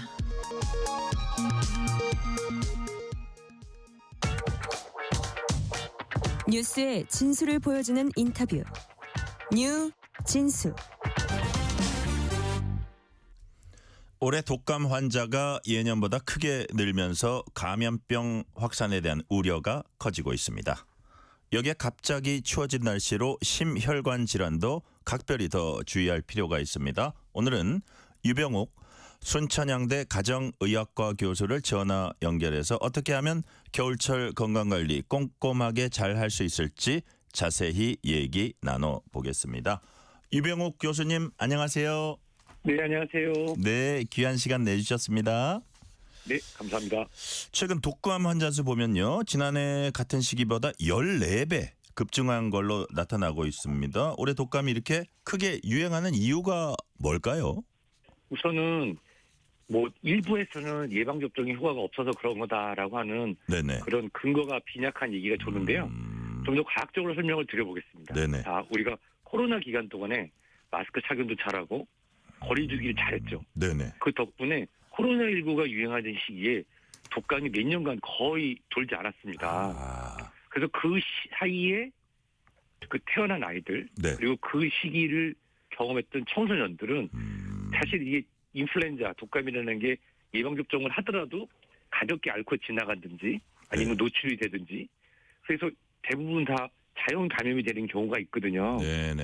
근데 그럼 2, 3년 동안에 자연 감염돼서 면역을 쌓을 기회도 거의 없었고 또 성인분들도 예방접종을 꾸준히 했으나 기억 면역이라고 그래서 우리가 예방접종을 했지만 어떤 분들은 그래도 독감에 걸려서 고생하시는 분이 있고 어떤 네. 분들은 걸렸나? 모르지만 실제로는 감염됐던 분들도 계실 수 있거든요. 그런 기억 면역이라는 하는 것인데 그게 지금 조금 떨어져 있는 상황으로 보고 있습니다. 네, 거기에 그렇군요. 최근에 이제 마스크도 거의 다 쓰지 않고 학원이나 학교 그리고 이런 실내 활동이 많아지면서 네. 특히 이 청소년들 사이에서 폭발적으로 증가되는데요. 사실 어떤 학급 같은 경우는 7명이 동시에 그 감염이 돼서 확진이 되면서 수업이 어렵다라고 하는 그러면서 특히 이 면역력이 충분히 쌓이지 않은 청소년들 사이에서 네. 감염이 되고 그래서 거기서 2차로 집안으로 넘어가면서 예전보다 특히 작년보다는 더 많이 유행 원으로 나타났습니다. 그러니까요. 이제 스스로 조심하는 게 필요하다는 생각이 드는데 참고로 저는 요즘도 그냥 대중교통에서는 이 마스크 쓰고 다닙니다. 그러니까 프로텍션이 좀 되는 것 같고요. 네, 자, 최고입니다. 감사합니다. 세계보건기구 WHO 매년 2월쯤 겨울이 끝나가는 시기죠. 매년 2월쯤 다음 겨울 유행할 독감 바이러스 예측해서 뭐 거기에 따라서 뭐 제약사들 이에 맞는 백신 만들도록 하고 있습니다. 근데 올해는 예측과 다른 변이가 대유행하고 있다고 해요. 교수님 이게 자주 있는 일입니까? 아니면 이례적인 상황입니까? 완전히 이례적인 상황은 아닙니다만 네. 이처럼 그 점유율이 90%까지 올라가는 하위 계통. 네. 보통 우리가 그 예방접종을 만들 때 H1N1 계열에서 하나, 네. H3N2 계열에서 하나, 예. 그리고 빅토리아 계열에서 하나, 야마가타 계열에서 하나 이렇게 하는데 네. 지금 유행하고 있는 것이 이 올 2025년 5월 말부터 이 남미, 그다음에 남반구, 네. 호주, 남아프리카 공화국 등에서 유행한 H3N2라고 하는 네. 이 인플루엔자 바이러스의 세부 계통이 현재 유행을 하는데 이것이 2월 달에 예측할 때랑은 약간 차이가 있었습니다. 그래요? 예. 네, 약간 차이가 있었습니다. 그래서 그런 부분이 백신이 효과가 없을 거다라고 하는 그러한 추측 기사로 나오고 있는데요. 다만 이거는 계통 내에서 생긴 작은 변화로 보기 때문에 완전히 빗나갔다기보다는 감염 예방 효과가 예전만큼 예상만큼은 되지 않지만 그래도 중증 예방 효과는 그대로 있다라고 보는 게 맞습니다. 아, 그래요. 네. 자, 2009년 신종플루 유행 때 비교하면 요번 변이가 좀 차이점이랄까 그런 것도 있나 보죠? 네, 그때 2009년 신종플루 그 말 네. 그대로 신종 새로운 그때는 종류의 새로운 종이었죠. 인플루엔자죠. 예, 예. 즉 제가 아까 말씀드렸던 H1N1이라고 하는 네. 바이러스가 있는데 예전에 어떤 드라마가 이제 똑같은 여배우인데 왼쪽 볼에다 점을 찍고 나와서는 다른 사람이다라고 하는 그런 그 드라마도 있었습니다. 아, 예, 예. 아내의 유혹이라고 많은 분들이 사랑했었죠. 아내의 유혹. 네, 예. 그처럼 바이러스가 어떤 해는 왼쪽에 볼을 찍고 나오고, 어떨 때는 안경 쓰고 나오고, 어떨 때는 뭐 그 머리를 헤어스타일을 바꾸고 조금씩 변이를 일으키지만 그 본판, 즉 아까 아내의 유혹 말씀드렸지만 그 여배우가 바뀐 건 아니고 그렇죠. 분장이 좀 바뀌어서 분장 바뀌고 자기 점 뭐- 찍고 나오고 그 정도네요. 예, 그런데 당시 2009년 H1N1는 네. 점을 찍은 정도가 아니라 딴 여배우가 나온 겁니다. 아, 여배우가 바뀌었어요. 네, 예. 그때 당시는 돼지 인플루엔자 유전자가 약간 섞여서 생긴 완전히 새로운 종류의 H1N1이었죠. 네. 그래서 인류의 대부분이 면역이 거의 없는 상황이기 때문에 네. 많이 유출이 됐습니다. 하지만 지금 K변이다 이런 표현을 쓰는데 저는 그런 표현보다는 그냥 H3N2의 하위 계통 변이거든요. 전혀 처음 보는 게 아니라 말씀드린 것처럼 그냥 여배우분이 점만 찍고 나와서 예. 대본상 딴 사람인 것처럼 하는 정도라서 치명률이 2009년 대비 낮습니다. 따라서 그러니까요. 예. 그 유행하는 게 2009년도에 H1N1 신종플루 전 세계적 대유행이 아니냐라고 네. 그렇게 할 수 있는데 그때는 정말 갑자기 새롭게 나타난 전혀 다른 여배우였고요. 네. 지금은 H3N2인데 우리가 예측했던 그런 형태가 아니어서 조금 당황스럽긴 하지만 그래도 크게 변한 건 아니기 때문에 네. 전 세계적인 신종 대유행하고는 성격이 다르다고 이해하시면 좋습니다. 네. 자, 그렇다면 우리가 이제 실제로 청취자들한테 이제 도움이 되는 건 우리가 전조 증상이 있을 때 빨리 잡으면 더 좋잖아요. 그러니까 이게 심해지기 전에. 그래서 이번 독감의 전조 증상, 초기 증상 이런 게 어떤 게 있는지 이게 일반적인 감기와도 또 다른지 그런 부분은 어떻게 돼요? 우선은 네. 보통 우리가 인플루엔자, 네. 감기, 네. 그리고 최근에는 이제 RSV라고 하는 이런 바이러스 등이 같이 유행을 하는데요. 네, 네. 근데 실제로 이 독감, 인플루엔자는 증상이 다릅니다. 예. 즉 일단 감염이 돼서 우리 몸에서 바이러스가 증식을 시작하면요. 예. 갑자기 섭씨 38도 이상의 고열로 확 올라갑니다. 와, 고열이 아주 특징적이죠. 그래서 예, 예. 전조 증상이라기보다도 감기는 섭씨 37.8도를 넘는 경우가 거의 없거든요. 예, 예. 그래서 인플루엔자는 초기와 전조 증상으로 갑자기 고열이 올라가고요. 갑자기 고열. 전신 근육통, 몸을 두들겨 맞은 것처럼 아픕니다. 예. 몸살, 그리고 두통에 눈이 욱신욱신거리는 통증, 극심한 피로감, 네. 또 오한도 느껴지고요. 몸을 덜덜덜 떨고 마른 기침에 인후통 이렇게 나타나서 네. 일반적인 감기는 서서히 시작되고 이어진 경우가 많고 네. 몸살 근육통이 심하지 않기 때문에 구분하기가 쉽습니다. 그래요. 자, 교수님, 질병관리청에 따르면은 현재 국내 유행 주도하는 바이러스 97% 이상이 K변이다. 근데 현재 접종 중인 백신은 J변이 기반으로 만들어졌다고 합니다. 이런 상황에서 백신 접종해도 효과는 여전히 있습니까? 네, 제가 그 일부러 오늘 방송을 준비하면서 그 여배우 말씀을 드렸습니다. 이것도 또 여배우 분장하고 연결되는 거예요? 그러니까 근데 이거는 이제 그 친척인 거예요. 친척. 사실 우리가 K변이다, J변이다라는 표현을 쓰는데 네. 그분은 둘 다 H3N2 계통의 친척 관계입니다. 그래서 예를 들어서 우리가 오늘 날씨가 어떨지 몰라서 네. 가벼운 외투를 준비하고 나갔는데 갑자기 찬바람이 분다. 네네. 근데 그러면 좀 추울 수 있지만 그래도 추울 걸 예측해서 외투를 준비했잖아요. 네네. 그런 거랑 같은 겁니다. 예를 들어서 오늘 바람이 불고 추울 것 같으니까 바람나기 외투랑 든든한 옷을 입었는데 거기에 비까지 좀 내리는 상황이 된 거죠. 그래서 그게 바로 지금 현재 97%가 유행한다는 K변이라고 하는데 네. 그러면 감염을 완벽하게 막기는 어렵다고 보기 어렵지만은 네네. 그래도 예방접종을 하시게 되면 이게 친척 관계의 계통이기 때문에 상황 구조가 약간 달라서 네. 감염 예방력은 좀 떨어지지만 완전히 남남이 아니고 완전히 다른 건 아니기 때문에 네. 일정 부분 교차 보호 효과가 있어서 괜찮습니다. 따라서 그래요. 이 예방접종을 함으로써 우리 몸에 T세포와 B세포들이 실질적으로 그러니까 이 어떤 특정 뭐 K에 대한 것만 딱 하는 것이 아니라 네. H3N2에 대한 전반적인 이 T세포 면역 이런 중증 예방 면역을 함께 올려주기 때문에 네. 실제로 입원율을 낮추고 폐렴으로 진행되거나 또는 그러면 안 되지만 사망으로 진행되는 것을 줄여주는 효과는 여전히 기대할 수 있습니다. 아, 그래요. 자, 교수님 그리고요. 이런 얘기하는 분들이 있어요. 독감 백신 맞았는데 독감 걸렸다. 뭐 이런 얘기 하시는 분도 있는데 뭐 이렇게 백신을 맞았다고 해서 여러 가지 상황에 따라서 이제 또 걸릴 수도 있지도 않을까 싶은 생각도 저도 드는데 그럼에도 불구하고 독감 백신은 어쨌든 맞는 게 무조건 좋습니까? 아, 그럼요. 이미 사실은 네. 독감 백신 맞아도 독감 걸리는 거 아니냐라고 예. 하시는 분들이 있는데 이런 의혹들은 2014년, 15년, 네. 2016년에도 그런 게 많이 제기가 됐었습니다. 아, 그래요? 예, 예. 당시에는 실제로 그 세계보건기구 WHO에서 예측했던 거랑 전혀 다른 게 유행했던 시기가 있었어요. 네. 근데 지금은 그 정도는 아니고요. 네. 또 하나는 예방접종은 100%가 아닙니다. 즉 우리가 어떤 예방접종을 하게 되면 그 특정 질환에 대해서 회피하는 것이 아니라요. 네. 그 질환, 감염성 질환에 대해 우리의 면역을 키워서 가볍게 앓고 가거나 또는 인지를 못하면 우리가 안 걸렸다고 생각할 수도 있잖아요. 증상이 걸리긴 약하면. 걸렸는데 본인이 스스로 알지 못하는 경우도 있다. 그렇습니다. 네. 그렇기 때문에 그래서 저는 면역을 저축한다고 설명을 드리거든요. 면역을 저축한다. 예. 네, 물론 작년에 맞은 인플루엔자 독감 예방접종이 올해 효과가 있는 것은 아니지만 네. 우리가 잠깐 말씀드린 것처럼 뭐 H3N2, H1N1, 빅토리아 딱 요것만 하는 것이 아니라 이 인플루엔자 예방접종을 함으로써 네. 우리 몸에 나이가 들면서 점점점 약해지는 면역세포, T세포라든지 B역세포, B세포라든지 네. 여기를 지속적으로 자극을 해주면서 전반적인 면역을 끌어올려주는 그런 효과를 갖습니다.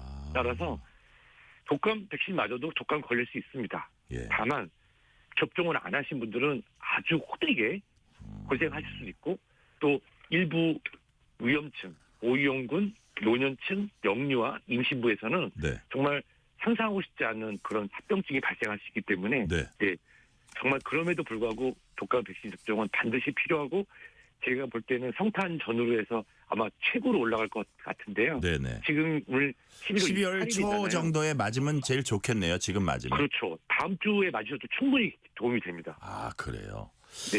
교수님, 그러고 지금 교수님 말씀 들으니까 참 제가 좋은 말씀을 들었는데 면역세포를 강화해서 전반적인 면역력 강화한다. 이게 꼭 독감에만 해당되지 않고 우리 몸의 순기능을 가져올 수도 있다. 그런 뜻으로 이해가 되거든요.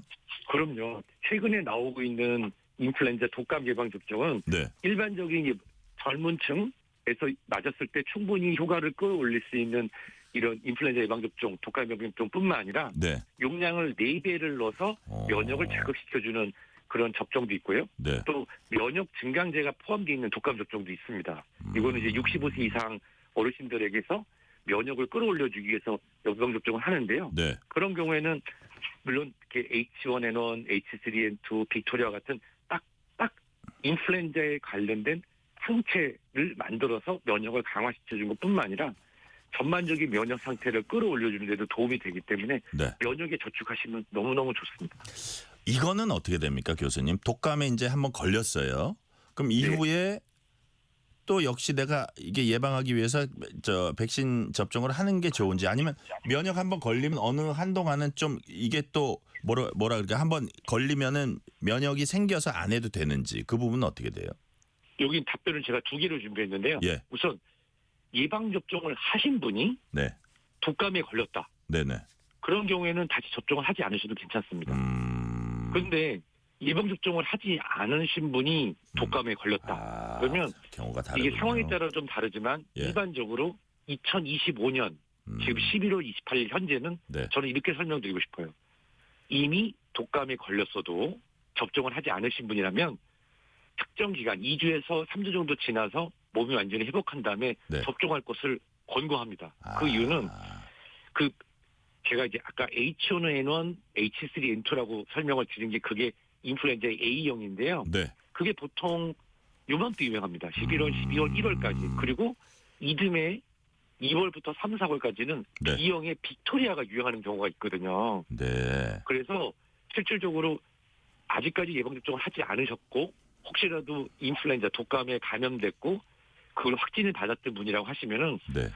열이 안 나고 감기 증상, 독감 증상이 없는 상태가 됐을 때 내년에 다시 유행할 수 있는 빅토리아형에 대한 부분을 예방하기 위해서 네. 예방접종을 권고하고 싶습니다. 네. 이미 접종을 하셨는데 독감 걸리셨던 분들은 다시 맞지 않으셔도 됩니다. 그렇군요. 두 가지가 다르군요.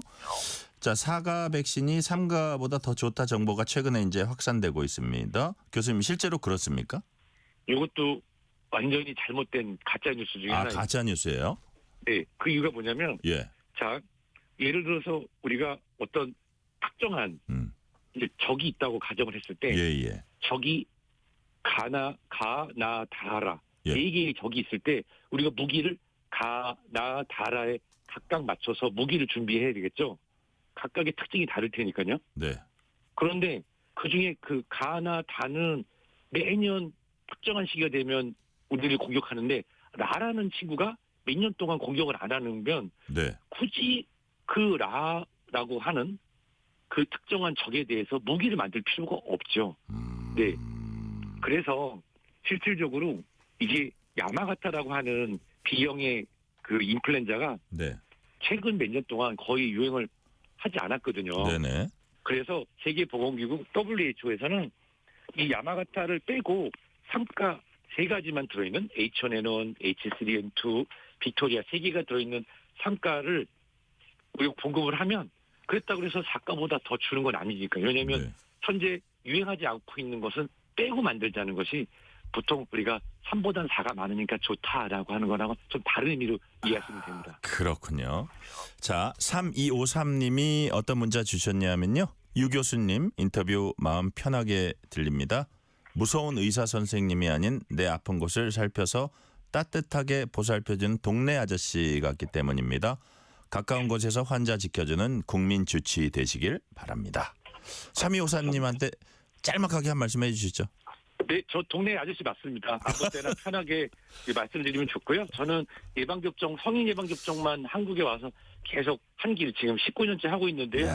이 예방접종 관련해서 편하게 말씀드리고 이렇게 말씀드리고 싶어요. 네. 동네 아저씨 이병옥 교수는 우리 아이, 우리 가족, 우리 부모님 그리고 이웃 그리고 나를 위해서 한번 아프고 예를 들어 젊은 20, 30대, 40대 젊은 분들이 인플루엔자 독감 예방접종을 해주시잖아요. 네네. 그러면 주변에 70대, 80대 어르신들 사망률하고 입원율이 줄어듭니다. 이걸 제가 우산 이론이라고 하는데요. 예. 우리가 그것이 나의 고령 부모한테도 영향을 끼친다 이거죠.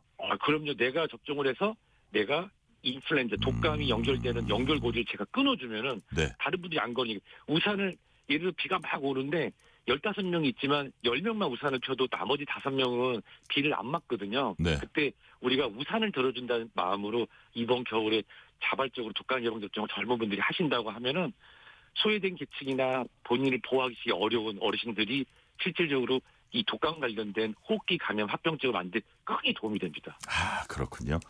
자, 그리고 교수님, 특히 이제 이번 독감이 뭐 학령기 아동, 청소년층에서 두드러지고 있습니다. 이게 아무래도 아까 말씀하신 거하고 이게 우리가 잘 조심 안 하고 뭐라 그럴까 이렇게 왕성하고 이러다 보니까 더 잘 퍼지나 보죠?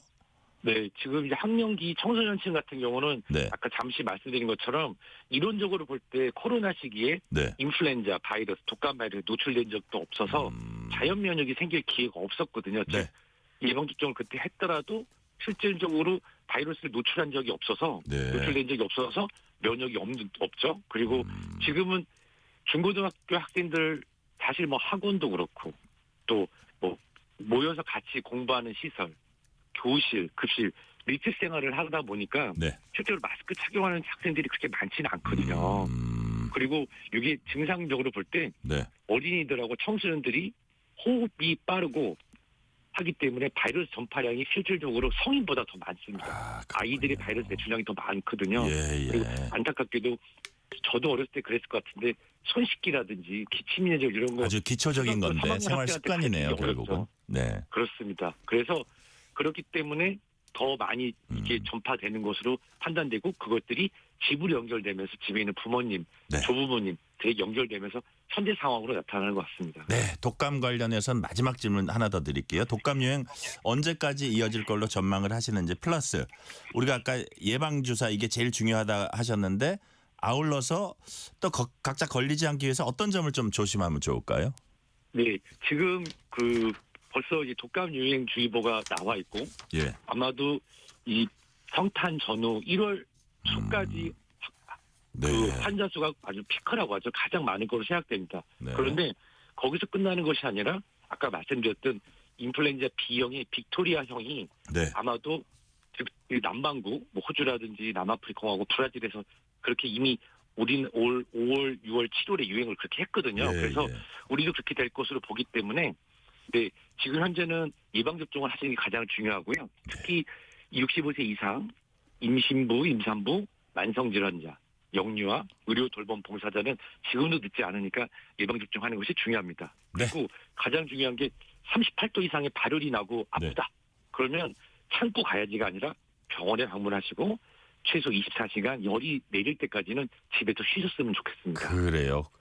저기 굉장한 고열이 있을 때 바로 병원으로 달려가란 말씀 해주셨습니다. 자, 지금부터는 겨울철 심혈관 질환 이 부분 한번 살펴볼게요.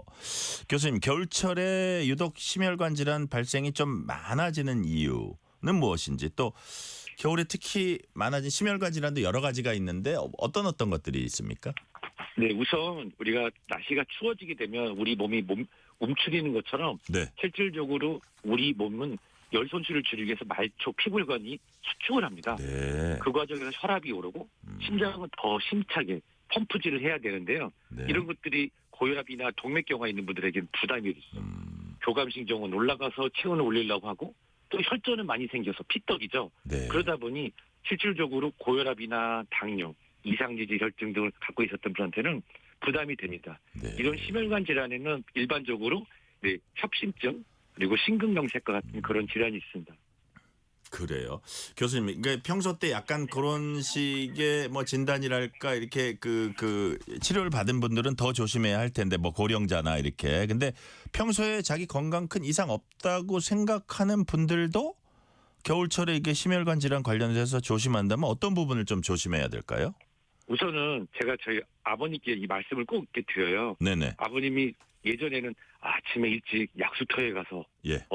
시원한 물을 마셔야지 그런 말씀을 하셨거든요. 네네. 근데 우리 몸이 갑자기 추운 곳에 노출이 되게 되면 실질적으로 혈압이 올라가기도 쉽고 네. 그런 경우에 이런 혈관이 막히는 과정이 발생할 수 있습니다. 평상시에 우리가 건강을 자신하시는 분들이 계시지만 네. 실제로 우리 혈관이 얼만큼 좁아져 있는지는 확인되지 않았거든요. 그러니까요. 특히나 당뇨병이 있거나 이상지질혈증, 고지혈증이 있거나 또는 고혈압이 있거나 네. 이런 혈관 또 흡연하셨던 분들은 혈관 어디가 마치 하수구에 석회가 껴있는 것처럼 막혀 있는지 모르다가 네. 이렇게 갑자기 추워져서 이 혈압이 올라가게 되면 막히거나 터지거나 찢어지기가 쉽습니다. 그래서 이게 이번 주말에 갑자기 또 추워졌다가 또 풀렸다 이런 얘기가 나오는데요. 네. 저는 이렇게 말씀드리고 싶어요. 해가 충분히 나고 따뜻할 때 이런 고위험 군분들은 야외 생활 하시는 게 좋고요. 네. 특히 아침 일찍이나 밤늦게 외출하실 때는 불가피하게 외출하실 때는 마스크, 장갑, 목도리 등을 착용해서 이 체온 보호에 힘쓰시면 좋겠습니다. 거의 완전 무장하다시피 따뜻하게 하고 나가야 된다는 말씀이시네요. 그렇죠. 눈만 탁 내놓고 나가야죠. 네. 그래요. 예. 자, 너무 이른 새벽에 특히 고령자 같은 분이나 뭐 고혈압, 당뇨, 고지혈증 이런 거 앓고 계신 분은 차온 아주 너무 차가운 날씨에 본인을 새벽에 노출시키면 안 된다는 말씀이시고요. 최근에 교수님 보니까요. 방송인 김수용 씨 급성 심근경색 쓰러졌다가 이제 회복은 했다는 소식 들었습니다. 당시에 귓볼 주름이 심혈관 질환 암시하는 프랭크 징후다 이런 게 좀 이제 언론의 주목을 받았거든요. 그래서 이 귓볼 주름하고 심혈관 질환 사이에 실제 의학적인 어떤 근거나 상관성이 있습니까? 사실 이게 우연으로 보기에는 많은 데이터 값들이 있습니다. 아, 있어요. 예. 그게 뭐냐면 이제 콜라겐 뭐 이런 이론들이 여러 가지가 있는데요. 네. 귓볼에 주름이 패일 정도로 이게 콜라겐이 줄었다. 그러면은 혈관의 탄력성이 줄지 않았을까라고 하는 네. 그런 연관성을 보고 있습니다. 실제로 여러 우리 관찰 연구나 메타 분석을 보면은 네. 뭐 뇌졸중이나 심근경색, 관상동맥 질환 실제로 한 1.5배, 1.3배 높다는 그런 결과가 나오고 있는데요. 네. 근데 이 귓볼 주름이 있다고 해서 다 심근경색이 있거나 뇌졸중이 오는 건 아니라서요. 네. 일종의 보조 신호 정도로만 의미가 있을 뿐이죠. 무시할 필요는 없지만 그게 뭐 대단한 유일한 어떤 징후 이런 건 아니라 이거죠. 네, 그 지나가신 보면서 요 귓볼에 주름이 있는데 너 큰일 났다 이렇게 말씀하실 필요는 없다고 말씀드리고 싶습니다. 그렇지만 뭐 그게 관찰됐을 때 한 번쯤 이렇게 유의해 볼 필요 정도까지는 있을 수도 있다. 네, 저는 그거보다 이걸 말씀드리고 싶어요. 어떤 거요? 스모킹 사인. 담배를 피고 있는 사람들은 무조건 심혈관 위험이 있다. 아, 그래요? 그 귓볼 주름보다 담배를 들고 있는 사람이 저는 스모킹 징후 이게 더 귓볼 주름보다 심혈관 질환에 더 의학적 연관성이 있으니까. 그러니까 지금 교수님 말씀은 뭐 담배를 피면 어떤 모습이 보여지는 게 아니라 담배 핀다는 자체 가지고 되게 좀 위험하다 그런 말씀이신가요? 그러니까 담배 안 피시고 귓볼 주름이 있는 분보다 네. 귓볼 주름이 없지만 담배 피는 분이 더 위험할 거라고 생각됩니다. 그러니까 흡연은 하지 않았으면 좋겠다 이런 말씀이시고요. 실제로 이제 어떤 뭐 우리가 징후 얘기할 때 꼭 심혈관 질환이 아니더라도 뭐 눈가에 무슨 뭐가 이렇게 누렇게 된다든지 얼굴이 황달기가 있다든지 뭐 이런 것들도 우리가 어떤 좀 주의해서 볼 필요는 있겠어요. 특히 나이가 들수록 이게 아침에 거울을 유심히 쳐다본다 그러잖아요. 네, 그럼요. 예를 들어서 원래 눈에 네. 그 색깔, 안구의 색깔은 하얀색인데 네. 만약에 노르스름하게 변했다고 하면은 우리가 췌담독에 네. 문제, 췌장이나 슬개, 담독에 문제가 있어서 그 눈의 실제로 색깔이 황달이 올 수도 하얗지 있죠. 않고 노르스름하면 네, 그렇게 볼 수도 있죠. 네. 근데 이게 심혈관계 관련된 부분은 여러 가지 징후 중에서 가장 중요한 것은 가슴의 통증입니다. 가슴 통증. 그래서 아침에 일어났는데 네. 조금 가슴이 무겁고 뻐근한데 한 1, 2분 쉬었더니 풀렸다. 네. 그런 경우에는 안정성 협심증의 가능성이 있고요. 네. 만약에 운동할 때 갑자기 통증이 왔는데 운동을 우리가 쉬었더니 좋아졌다. 네. 그런 경우에는 불안정성 협심증, 즉 언제든지 심근경색으로 갈 수 있다는 그런 징후거든요. 네. 그래서 이런 뭐 목에 주름 있다, 귓볼에 주름 있다 이런 것도 물론 이런 통계적 유의성을 가지고 계속 연구를 해야 되지만 네. 특히나 이런 심혈관계 질환 같은 경우는 우리가 나이가 많거나 당뇨병을 오래 앓아서 네. 가슴에 통증이 정확하게 나타나지 않는 분들을 제외하고는 네. 우리가 설명되지 않는 가슴에 통증이 있을 때 그냥 체한 건가? 내가 가슴이 답답한 게 혹시 운동해서 그런가 그렇게 생각하지 마시고 네. 혹시 고혈압, 당뇨, 이상지질혈증 또는 우리가 흡연자인 분들 네. 또 가족력 중에 심근경색이나 뇌경색이 있는 분이라고 하시면은 그런 경우에는 주치의 선생님 큰 병원 오실 필요 없습니다. 네. 병원에 가서 심전도와 혈액 검사만 한번 받아보셔도 우리가 징후가 나타나기 전에 일찍 심혈관 질환을 확인할 수 있습니다. 심전도 혈액 검사 말씀하셨고요. 9963님이 67세 협심증 앓고 있는 남편이 가슴속이 답답하다고 하면서도 등산을 갑니다. 걱정되는데 겨울철 운동 이거 해야 하나요? 지금 질문 잘해주셨습니다. 67세 남자시고 네. 협심증으로 치료받고 계신 분이면 네. 겨울산 등산은 위험할 수 있습니다. 겨울산 등산은 위험하다.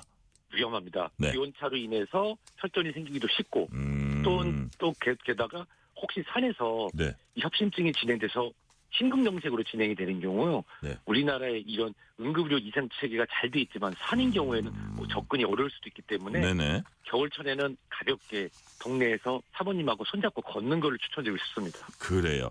뭐 지금까지 얘기했던 게 겹치겠지만 뭐 시간이 다 되긴 했지만 마지막으로 짧게 여쭤볼게요. 겨울철 심혈관 질환 예방하기 위해 일상생활에서 실천하면 좋을 팁 있으면 한두 가지 좀 소개해 주세요. 네, 일단 고혈압, 당뇨, 이상제지혈증 네. 이런 만성 질환으로 혈관 질환을 관리하시는 분들은 네. 본인의 그런 정상적인 치료를 계속 잘 받으시고요. 말씀드린 것처럼 가슴이 뜨끔뜨끔하다, 뻐근하다, 특히 네. 추운 날씨 이런 증상이 있었던 분이라고 하면 큰 병을 오실 필요 없이 가까운 동네 병원 주치 선생님 만나셔서 심전도 한번 찍어보시고 혈압 한번 재보시고 필요하다면 따끔한 피검사도 한번 해보시면은 협심증이나 심근경색 전조 증상보다도 더 정확한 정보를 얻을 수 있을 겁니다. 네. 교수님 오늘 참 유익했습니다. 오늘 말씀 여기까지 듣겠습니다. 지금까지 유병욱 순천향대 가정의학과 교수였습니다. 교수님 말씀 감사합니다. 네, 건강하세요. 금연하세요. 편지 왔습니다. 퇴근길 지친 당신에게 힘이 되는 뉴스를 전해드립니다. 매일 저녁 당신과 함께 읽는 세상 이야기. KBS 1라디오 뉴스레터 K.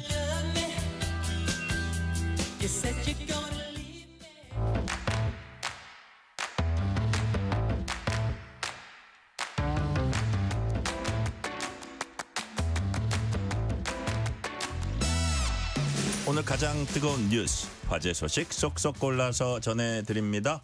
뉴스레터 브리핑. 오늘은 국민일보 김윤아 기자 나오셨습니다. 김윤아 기자님 어서 오세요. 네, 안녕하세요. 국내 1위 가상자산 거래소 업비트를 운영하는 두나무와 네이버 자회사 네이버 파이낸셜이 합병을 공식화했습니다. 근데 합병 발표 바로 다음 날 대규모 해킹 사고가 일어났죠. 네, 어제 오전 4시 42분쯤에 네. 업비트에서 약 540억 원의 가상화폐가 알 수 없는 외부 지갑으로 전송되는 사고가 있었습니다. 업비트가 공식적으로 오늘 이 기준 시세로 계산을 해서 이 피해 액수가 540억 원이 아니라 445억 원이다 이렇게 정정을 하긴 했지만 네. 그래도 큰 액수가 이렇게 해킹으로 빠져나간 겁니다. 외부로 전송된 자산은 솔라나, 더블제로와 같은 이 솔라나 계열의 24종 토큰이었는데요. 업비트가 해킹 정황을 포착을 해서 1시간 뒤쯤인 오전 5시 27분쯤부터 솔라나 계열의 디지털 자산의 입출금을 일시적으로 중단시켰습니다. 네. 그리고 나서 그로부터 3시간 뒤에는 아예 모든 가상화폐의 입출금을 막았습니다. 업비트 측은 피해 사실을 인지한 직후에 입출금 서비스를 중단하고 한국인터넷진흥원과 금융감독원에 신고를 했다 이렇게 밝혔는데요. 특히 회원 자산에 피해가 없도록 전액 업비트 자산으로 충당할 예정이다 이렇게 밝혔습니다. 현행법에서는 해킹이나 전산 사고가 발생했을 때를 대비해서 준비금을 마련하도록 돼 있는데요. 업비트 준비금이 지난 3분기 공시를 기준으로 했을 때 670억 원이었습니다. 업비트는 2019년에도 580억 원 규모의 이더리움을 탈취당한 적이 있었는데 그때도 회사는 피해 금액을 자체 자산으로 보상한 적이 있었습니다. 네. 자, 그런데 해킹 피해가 발생한 지 7시간 지난 뒤에야 공지했습니다. 그래서 늑장 공개한 거 아니냐 이런 비판도 나오고 있어요. 네. 어제 두나무와 네이버가 이 합병을 밝히는 공동 기자간담회를 열었거든요. 네. 그래서 기자간담회에서 송치영 두나무 회장이 두나무와 네이버 파이낸셜, 네이버가 각자의 강점을 결합하고 시너지를 낸다면 뭐 기술력과 신뢰, 고객 기반 모두에서 세계적인 경쟁력을 확보할 수 있다. 이러면서 합병의 의미를 강조를 했습니다. 네. 그런데 기자간담회가 이뤄지던 시간에 업비트는 해킹 사실을 이미 인지한 상태였습니다. 네. 아까 오전 8시 55분에 모든 디지털 자산의 입출금을 중단했다 이렇게 말씀드렸는데 이때도 중단 조치를 하면서 고객들한테는 무슨 이유로 중단하는지 밝히지 않았거든요. 그러다가 외부로 해킹 사실을 공개한 건 오후 12시 33분이었습니다. 네. 그러니까 해킹을 처음 인지한 시점으로부터 8시간 가까이 지난 후에야 공지가 이루어졌다는 뜻이고요. 업비트 측은 상황을 파악하느라 늦어졌을 뿐이다 이렇게 해명하긴 했는데 이렇다 보니까 투자자 보호보다도 이 합병 행사를 우선적으로 고려한 거 아니냐 이런 비판이 나올 수밖에 없는 상황이고요. 그리고 두나무하고 합병을 위해서 지분 거래를 하는 당사자인 네이버조차 이 네네. 업비트의 해킹 사실을 전달받지 못한 걸로 알려졌습니다. 그런데 이 네이버와 두나무가 합병을 하고 싶다 이렇게 해서 그냥 할 수 있는 게 아니거든요. 그래서 증권신고서를 제출한 뒤에 금융감독원 심사를 받아야 합니다. 근데 워낙 규모가 큰 두 공룡이 결합을 하는 거다 보니까 심사가 까다로울 수 있고 특히 이번 해킹 사고로 인해서 투자자 보호 원칙이 제대로 지켜지지 않았기 때문에 네. 합병 승인 심사의 변수로도 작용할 수 있는 상황입니다. 네. 그렇다면 이런 거액 가상자산 해킹 누가 했을지 지금 의심되는 배우 있습니까? 네, 북한의 정찰 총국의 산하 해킹 조직인 라자루스가 유력하게 라자루스. 지목되고 있습니다. 이 라자루스 해킹 조직은 이미 2019년에도 경찰 수사 결과 이 업비트에 보관된 580억 원의 규모의 이더리움을 탈취한 걸로 의심을 받고 있는 집단이거든요. 그래서 서버 자체를 공격한 방식으로 해킹을 하는 게 아니라 관리자 계정을 탈취했거나 관리자인 척을 해서 자금이체를 했을 가능성이 있다고 보고 있습니다. 이 방식이 6년 전하고 똑같은 상황이거든요. 그래서 이번에도 라자루스가 해킹을 저질렀을 거라는 의심이 높아지고 있고요. 수사 결과가 나와야 정확히 알 수 있지만 지금 북한이 외화 부족에 시달리고 있다 보니까 전 세계적으로 이 가상자산 탈취하려는 시도를 많이 하고 있거든요. 그래서 올해 초에는 라자루스가 글로벌 2위 가상화폐 거래소인 바이비트에서 14억 6천만 달러, 그러니까 우리 돈으로 2조 넘는 금액을 가상자산을 탈취하기도 했습니다. 특히 이 해킹이 이루어진 날이 네. 네이버하고 두나무가 합병을 해서 사람들의 관심이 많이 집중되는 날이었잖아요. 그래서 우리가 합병 당일에 해킹을 한다 이런 걸 과시하기 위해서 이 날짜를 정했을 거다 이런 추정도 나오는 상황이고요. 현재 경찰이 내사에 착수해서 배후를 들여다보고 있습니다. 그렇군요. 자, 감사원이 윤석열 정부 의대 증원 관련 중간 감사 결과를 발표했습니다. 어떤 내용들이 담겼습니까? 네, 지난해 2월에 정부가 발표한 의대 증원 규모는 2,000명이었습니다. 네. 그래서 기존 정원에 더해서 5,058명 뽑는다 이렇게 발표를 했었는데 감사원이 이 2,000명이 발표된 과정에 대해서 중간 감사를 한 결과를 발표를 했습니다. 네. 네, 한마디로 요약을 하면요. 복지부 장관은 의료계 반발이 우려되니까 단계적 증원을 하자 이렇게 제시를 했지만 대통령실이 2,000명 일괄 증원을 고집했다라는 겁니다. 그래서 증원 논의가 이뤄지던 초기에 조규용 복지부 장관이 500명 증원안을 처음에 대통령실에 보고를 했고요.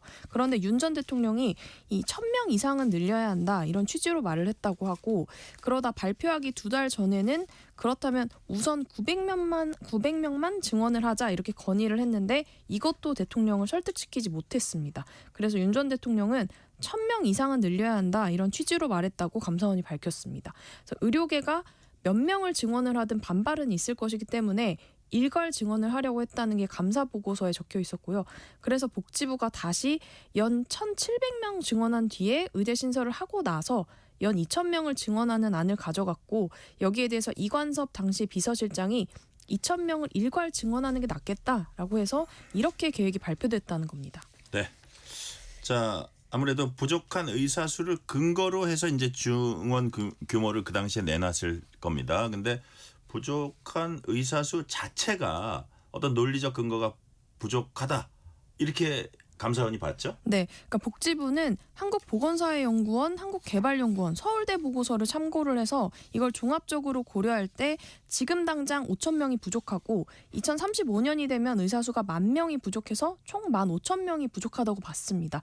그래서 이 중에서 10,000명은 5년간 2,000명씩 증원을 해서 충원을 하겠다라는 계획이었는데 여기에 대해서 감사원이 비논리적으로 취합한 자료다 이렇게 결론을 냈습니다. 그러니까 현재 부족한 의사 수를 계산할 때 이 취약 지역만을 대상으로 한 조사였기 때문에 전국적인 의사 수급과는 숫자가 맞지 않았다라고 본 거고요. 그런데 일각에서는 이것도 2,000명으로 결정하는데 역술인 천공이 개입했다 이런 의혹도 나왔었거든요. 그래서 이건 감사원 조사에서도 윤 전 대통령이 사석에서라도 이 해당 역술인에 대해서 언급한 적은 없다 이런 진술이 담겼습니다. 그런데 사실 의사 수라는 게 제대로 공식적인 추계를 해본 적이 없거든요. 네네. 그래서 정부가 내놓은 숫자가 정말 말도 안 되는 숫자인지 이것도 알 수가 없습니다. 그래서 의료계도 그동안 숫자를 내놓지 않았기 때문에 앞으로 의료계가 함께 참여를 해서 의사 인력 수급 추계 논의를 좀 더 해야 할 걸로 보입니다. 네. 허경영 국가혁명당 명예대표 얼굴을 내세워서 암치료에 효능 있다고 홍보를 한 유튜버에 대해서 법원이 무죄 선고했습니다. 무죄로 판단한 근거가 뭔가요? 네, 이게 그 식품표시광고법 위반 혐의로 검찰이 기소를 했는데요. 네. 법원은 이게 소비자 판매를 전제로 한 게 아니기 때문에 이 법의 대상으로 보기 어렵다라고 판단을 했고 또 이 유튜버가 직접 제조를 하거나 판매하는 사람이 아니라 허경영이라는 인물이나 스티커로 홍보한 것이어서 이 식품표시광고법 위반은 아니라고 봤습니다. 그런데 검찰은 이 관련 영상을 보면 제품 가격과 수익에 대한 부분이 나오기 때문에 판매를 전제로 한 걸로 볼 수 있고 그렇게 되면 식품표시광고법 적용 대상이 맞다고 주장을 하면서 항소장을 제출했습니다. 네. 마지막 질문 짧게 드릴게요. 외국 관광객들이 많이 찾는 전통시장에서 음식을 비싸게 받는 바가지 논란 계속돼 왔습니다. 근데 이번엔 화장품에 대해서도 바가지 논란이 일고 있어요? 네, SNS상에서 좀 주장들이 오가고 있는데요. 일본인 여성 A씨가 15,000엔짜리 세일 상품이라고 안내를 받아서 결제를 했더니 네. 이게 15만 엔이었다 이렇게 주장을 한 겁니다. 그래서 환불을 하려고 했더니 영수증에는 세일 품목은 환불 불가라고 적혀 있었다 이렇게 주장을 했고요. 네. 이 문제가 된 곳은 명동의 한 화장품 브랜드 판매점이었는데 A씨 글에는 나도 당했다 이런 공감 댓글들이 이어졌습니다. 네네. 그리고 뭐 강매 논란까지 일었는데 일단 업체 측은 금액을 충분히 설명을 한 뒤에 판매를 했고 고객이 다시 방문을 해서 환불을 요구하길래 환불해줬다. 그리고 고객이 착각한 거다 이렇게 주장하는 상황입니다. 네, 오늘 말씀 여기까지 듣겠습니다. 지금까지 국민일보 김유나 기자였습니다. 김유나 기자님 오늘 말씀 감사합니다. 감사합니다.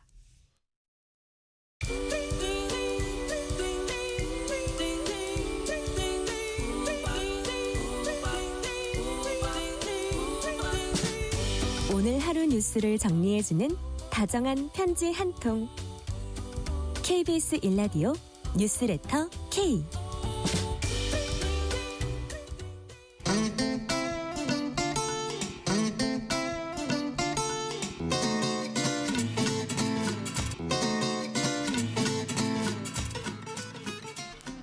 매주 다양한 문화계 전문가와 흥미롭고 유익한 얘기 나눠보는 시간입니다. 주말엔 문화. 오늘은 박혜은 더 스크린 편집장과 한국 영화 위기설에 대한 얘기 나눠보겠습니다. 박혜은 편집장님 어서 오세요. 네, 안녕하세요. 박혜은입니다. 귀한 시간 내주셨어요. 감사합니다. 자, 이른바 한국 영화 위기설. 근데 이런 얘기 나온 지는 좀 된 것 같아요. 근데 박혜은 편집장님이 현장에서 느끼시기에 한국 영화 정말로 위기입니까?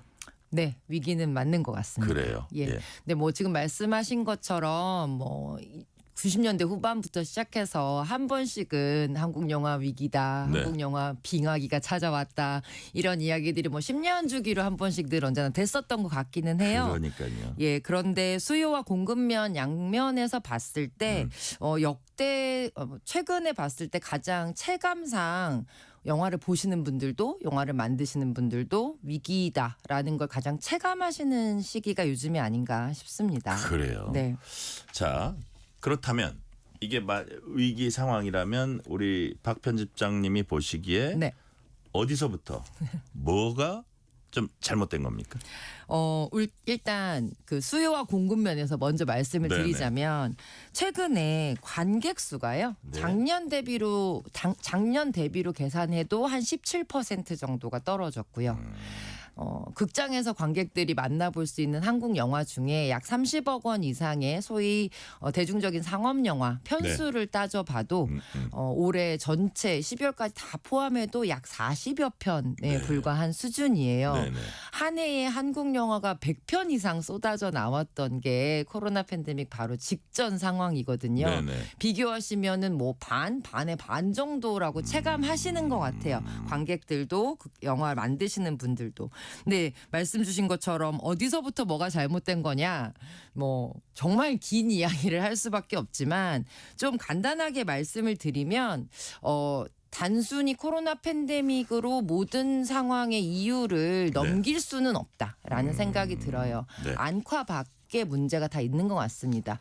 그래요? 안적인 문제라고 본다면 2018년 이후 19년부터 한국 영화의 그 만듦새라든지 관객들이 한국 영화에 보였던 호응이 좀 줄어드는 영화들이 자꾸 만들어졌다. 그러니까 소위 텐트폴 영화라고 해서 뭐 200억, 300억 규모의 큰 영화들이 네. 관객들에게 그만큼의 호응을 얻지 못하면서 영화를 만드는 입장에서는 투자가 위축되는 부분들이 당연히 있었을 것 같고요. 네. 관객들이 느끼시기에는 2020년부터 2022년 3년 사이에 12,000원 정도 하던 영화값이 15,000원 선으로 이제 빠르게 증가한 부분들을 체감하시면서 네. 영화 표값이 너무 비싼데 볼 영화가 적은 것에 비해서 표값이 너무 비싼데 라는 생각을 하시고 네. 또 OTT 플랫폼으로 하루 한 달에 만 얼마만 내면 뭐 무제한으로 거의 영화를 볼 수 있는 네네. 상황에서 내가 왜 극장에 가야 되지? 라는 질문들 이런 것들이 이제 2, 3년 사이에 빠르게 변화하면서 굉장히 큰 위기가 체감적으로 찾아온 게 아닌가라는 생각이 들어요. 그러니까 저는 잘 모르지만 OTT 영향이 제일 크지 않을까 이런 생각이 들어요, 사실은. 굉장히 큰 영향이 있죠. 그죠? 왜냐하면 코로나 팬데믹 그 중에 OTT가 한국뿐만이 아니라 전 세계적으로 굉장히 빠르게 성장을 했어요. 이미 거기서 영화를 많이 보고 있는데 새로 새 영화를 찾아갈 이 뭐라 그럴까 에너지가 조금 소진된 상황이 아닐까 뭐 예를 들면 그런 거 아닌가 싶어요. 그것도 굉장히 중요한 이유라고 생각해요. 왜냐하면 극장을 가는 것도 일종의 생활 습관이거든요. 그러니까요. 뭐 주말이 되면 영화를 한 편 극장 가서 볼까? 뭐 퇴근길에 집 앞에 있는 극장에서 영화 한 편 볼까?라고 했던 우리의 삶의 라이프 사이클이 네. OTT라는 아주 새로운 기술이 들어오면서 크게 바뀌었거든요. 아무래도 편하게 집에서 영화를 보시는 게 선호될 수밖에 없는 상황이고 그런데 그러면 극장으로 관객을 이끌 만큼의 어떤 그렇게 크고 새로운 경험을 줄 수 있는 영화가 있어야 네. 사람들이 몸을 극장으로 이동시킬 텐데 한편 그런 영화도 줄어드는 부분들도 그러니까요. 있고요. 그러니까 이런 뭐 영화 표값의 문제, 그 만들어지는 영화의 완성도의 문제, 거기에다 새로운 기술로 대두된 OTT 플랫폼의 문제, 네. 여기에 관객들의 라이프 스타일까지 그러니까요. 더해지면서 그렇죠. 너무 빠르게 변화가 일어나다 보니 이 문제를 도대체 어떻게 풀어야 될지 각 주체들이 굉장히 고민이 많은 것 같습니다. 그래서 제가 이거 딱 보면 쿠팡이라는 이 업체가 생기기 전에 우리가 신세계, 현대백화점, 맞아요. 롯데백화점 혹은 거기에 딸린 마트들을 주로 가서 샀는데 그렇죠. 이게 혁명적으로 바꿨잖아요. 그래서 약간 그런 비슷한 개념이라는 느낌도 좀 드는데 약간 지역적인 문제지만 조금 여쭤볼게요. 영화 표값이 너무 비싸다 이런 불만이 있습니다. 근데 네. 이거를 어차피 그 영화 표값이라는 건 여러 가지 요소를 고려해서 나온 금액일 거거든요. 그게 그럼요. 15,000원이든 얼마든. 네. 그렇다면 이게 영화계의 어떤 더더욱 사람들을 끌어들이지 못하는 요인입니까? 아니면 영화계가 너무 어렵다 보니까 어쩔 수 없이 조금 더 비싸게 나온 겁니까? 지금 말씀해 주신 두 번째 이유로 시작이 됐는데 네. 그게 관객들이 느끼시기에는 굉장히 감정적 저항선이 높아진 있죠. 상태를 예. 만들어낸 것 같아요. 아까 말씀드렸다시피 2020년부터 2022년 사이에 네. 3,000원 정도가 올랐어요. 3,000원 뭐 요새 물가로 따지면 크지 않지 않나 하지만 이 3,000원이라는 비용이 오른 것과 대비해서 극장에서 내가 느끼는 서비스의 만족도 네. 그리고 그 돈을 내고 볼 만한 영화들의 가치 이런 것들을 고려했을 때 비싸다라는 생각을 훌쩍 하게 되신 거죠. 네. 그런데 예를 들면요. 미국, 일본, 프랑스, 중국 이렇게 좀 우리와 생활 수준이 비슷한 나라들하고 영화 표값만 따져본다면 네. 한국은 낮은 편에 속해요.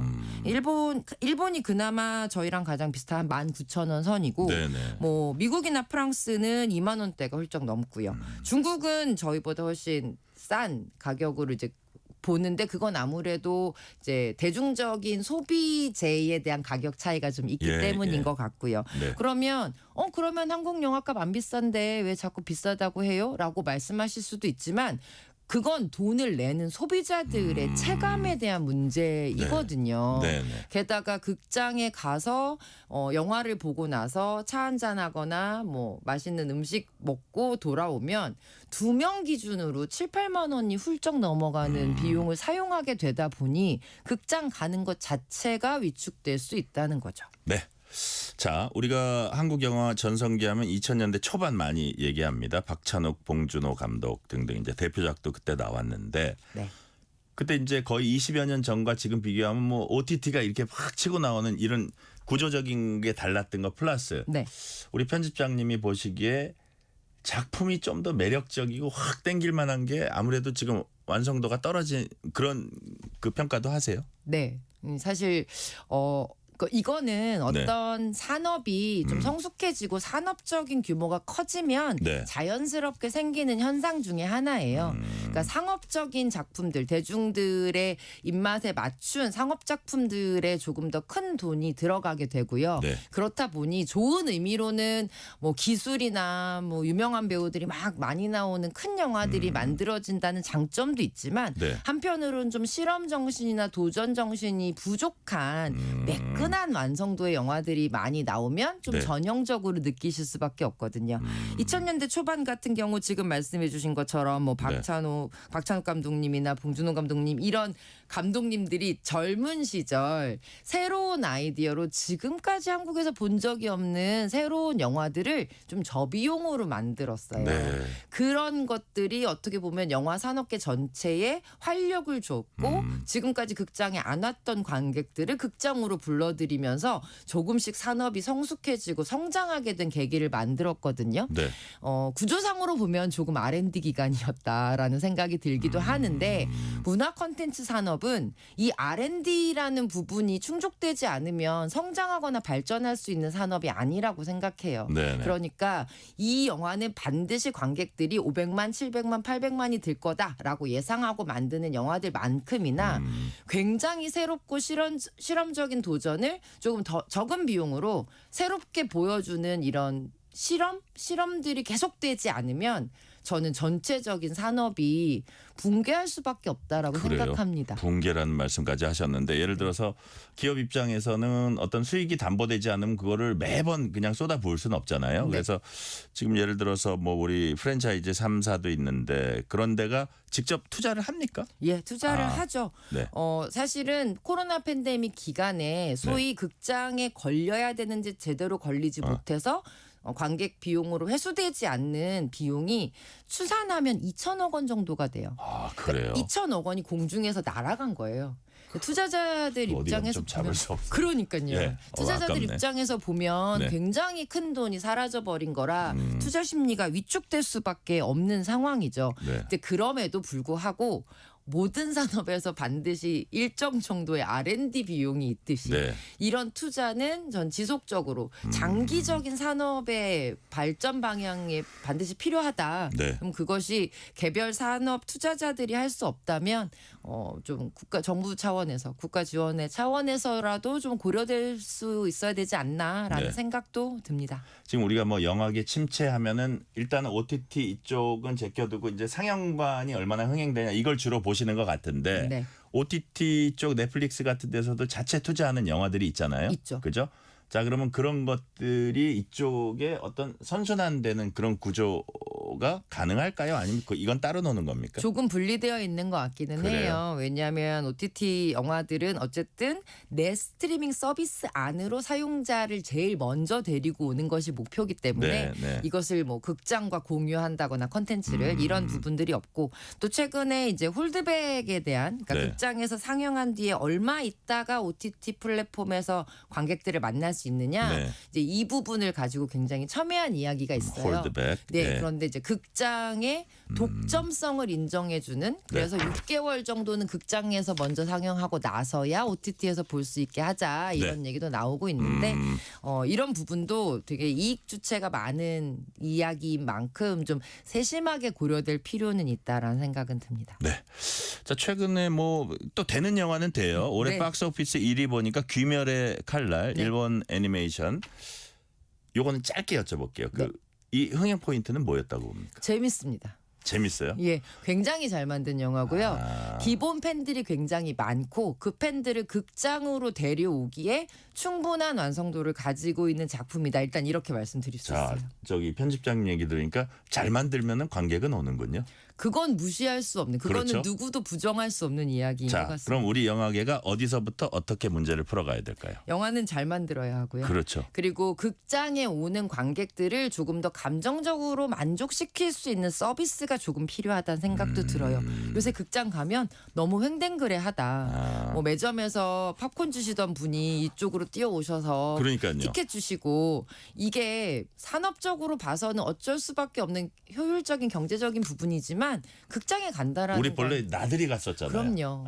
경험이고 감각이거든요. 그렇죠. 그 경험과 감각을 좀 만족시킬 수 있는 서비스에 조금 신경 써주시면 어떨까라는 생각도 합니다. 자, 편집장님 마지막 질문 드릴게요. 자, 마지막으로 우리가 좀 최근 개봉된 한국 영화 중에 요거 한번 보시면 좋을 거다 하나 추천해 주세요. 짧게 말씀드릴게요. 네. 마침 26일 날 제주 4.3 사건을 다룬 한난이라는 한난. 네, 예. 예, 개봉을 했는데 이게 천연기념물로 지정된 난초래요. 네. 겨울에 살아남는 너무너무 아름다운 난초.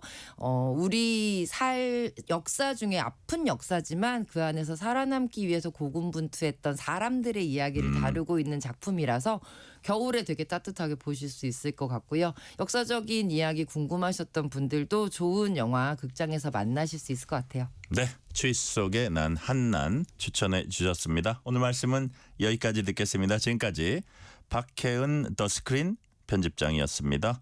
박혜은 편집장님 오늘 말씀 감사합니다. 고맙습니다. 오늘 뉴스레터 K는 여기까지입니다. 커피 쿠폰 당첨자 명단은 뉴스레터 K 홈페이지 확인해 주시고요. 오늘은 아비치의 The Night 들으면서 이 시간 마무리하겠습니다. 오늘도 함께해 주신 청취자 여러분 진심으로 감사드립니다. 지금까지 뉴스레터 K 전종철입니다. Once upon a younger year, when all our shadows disappeared, the animals and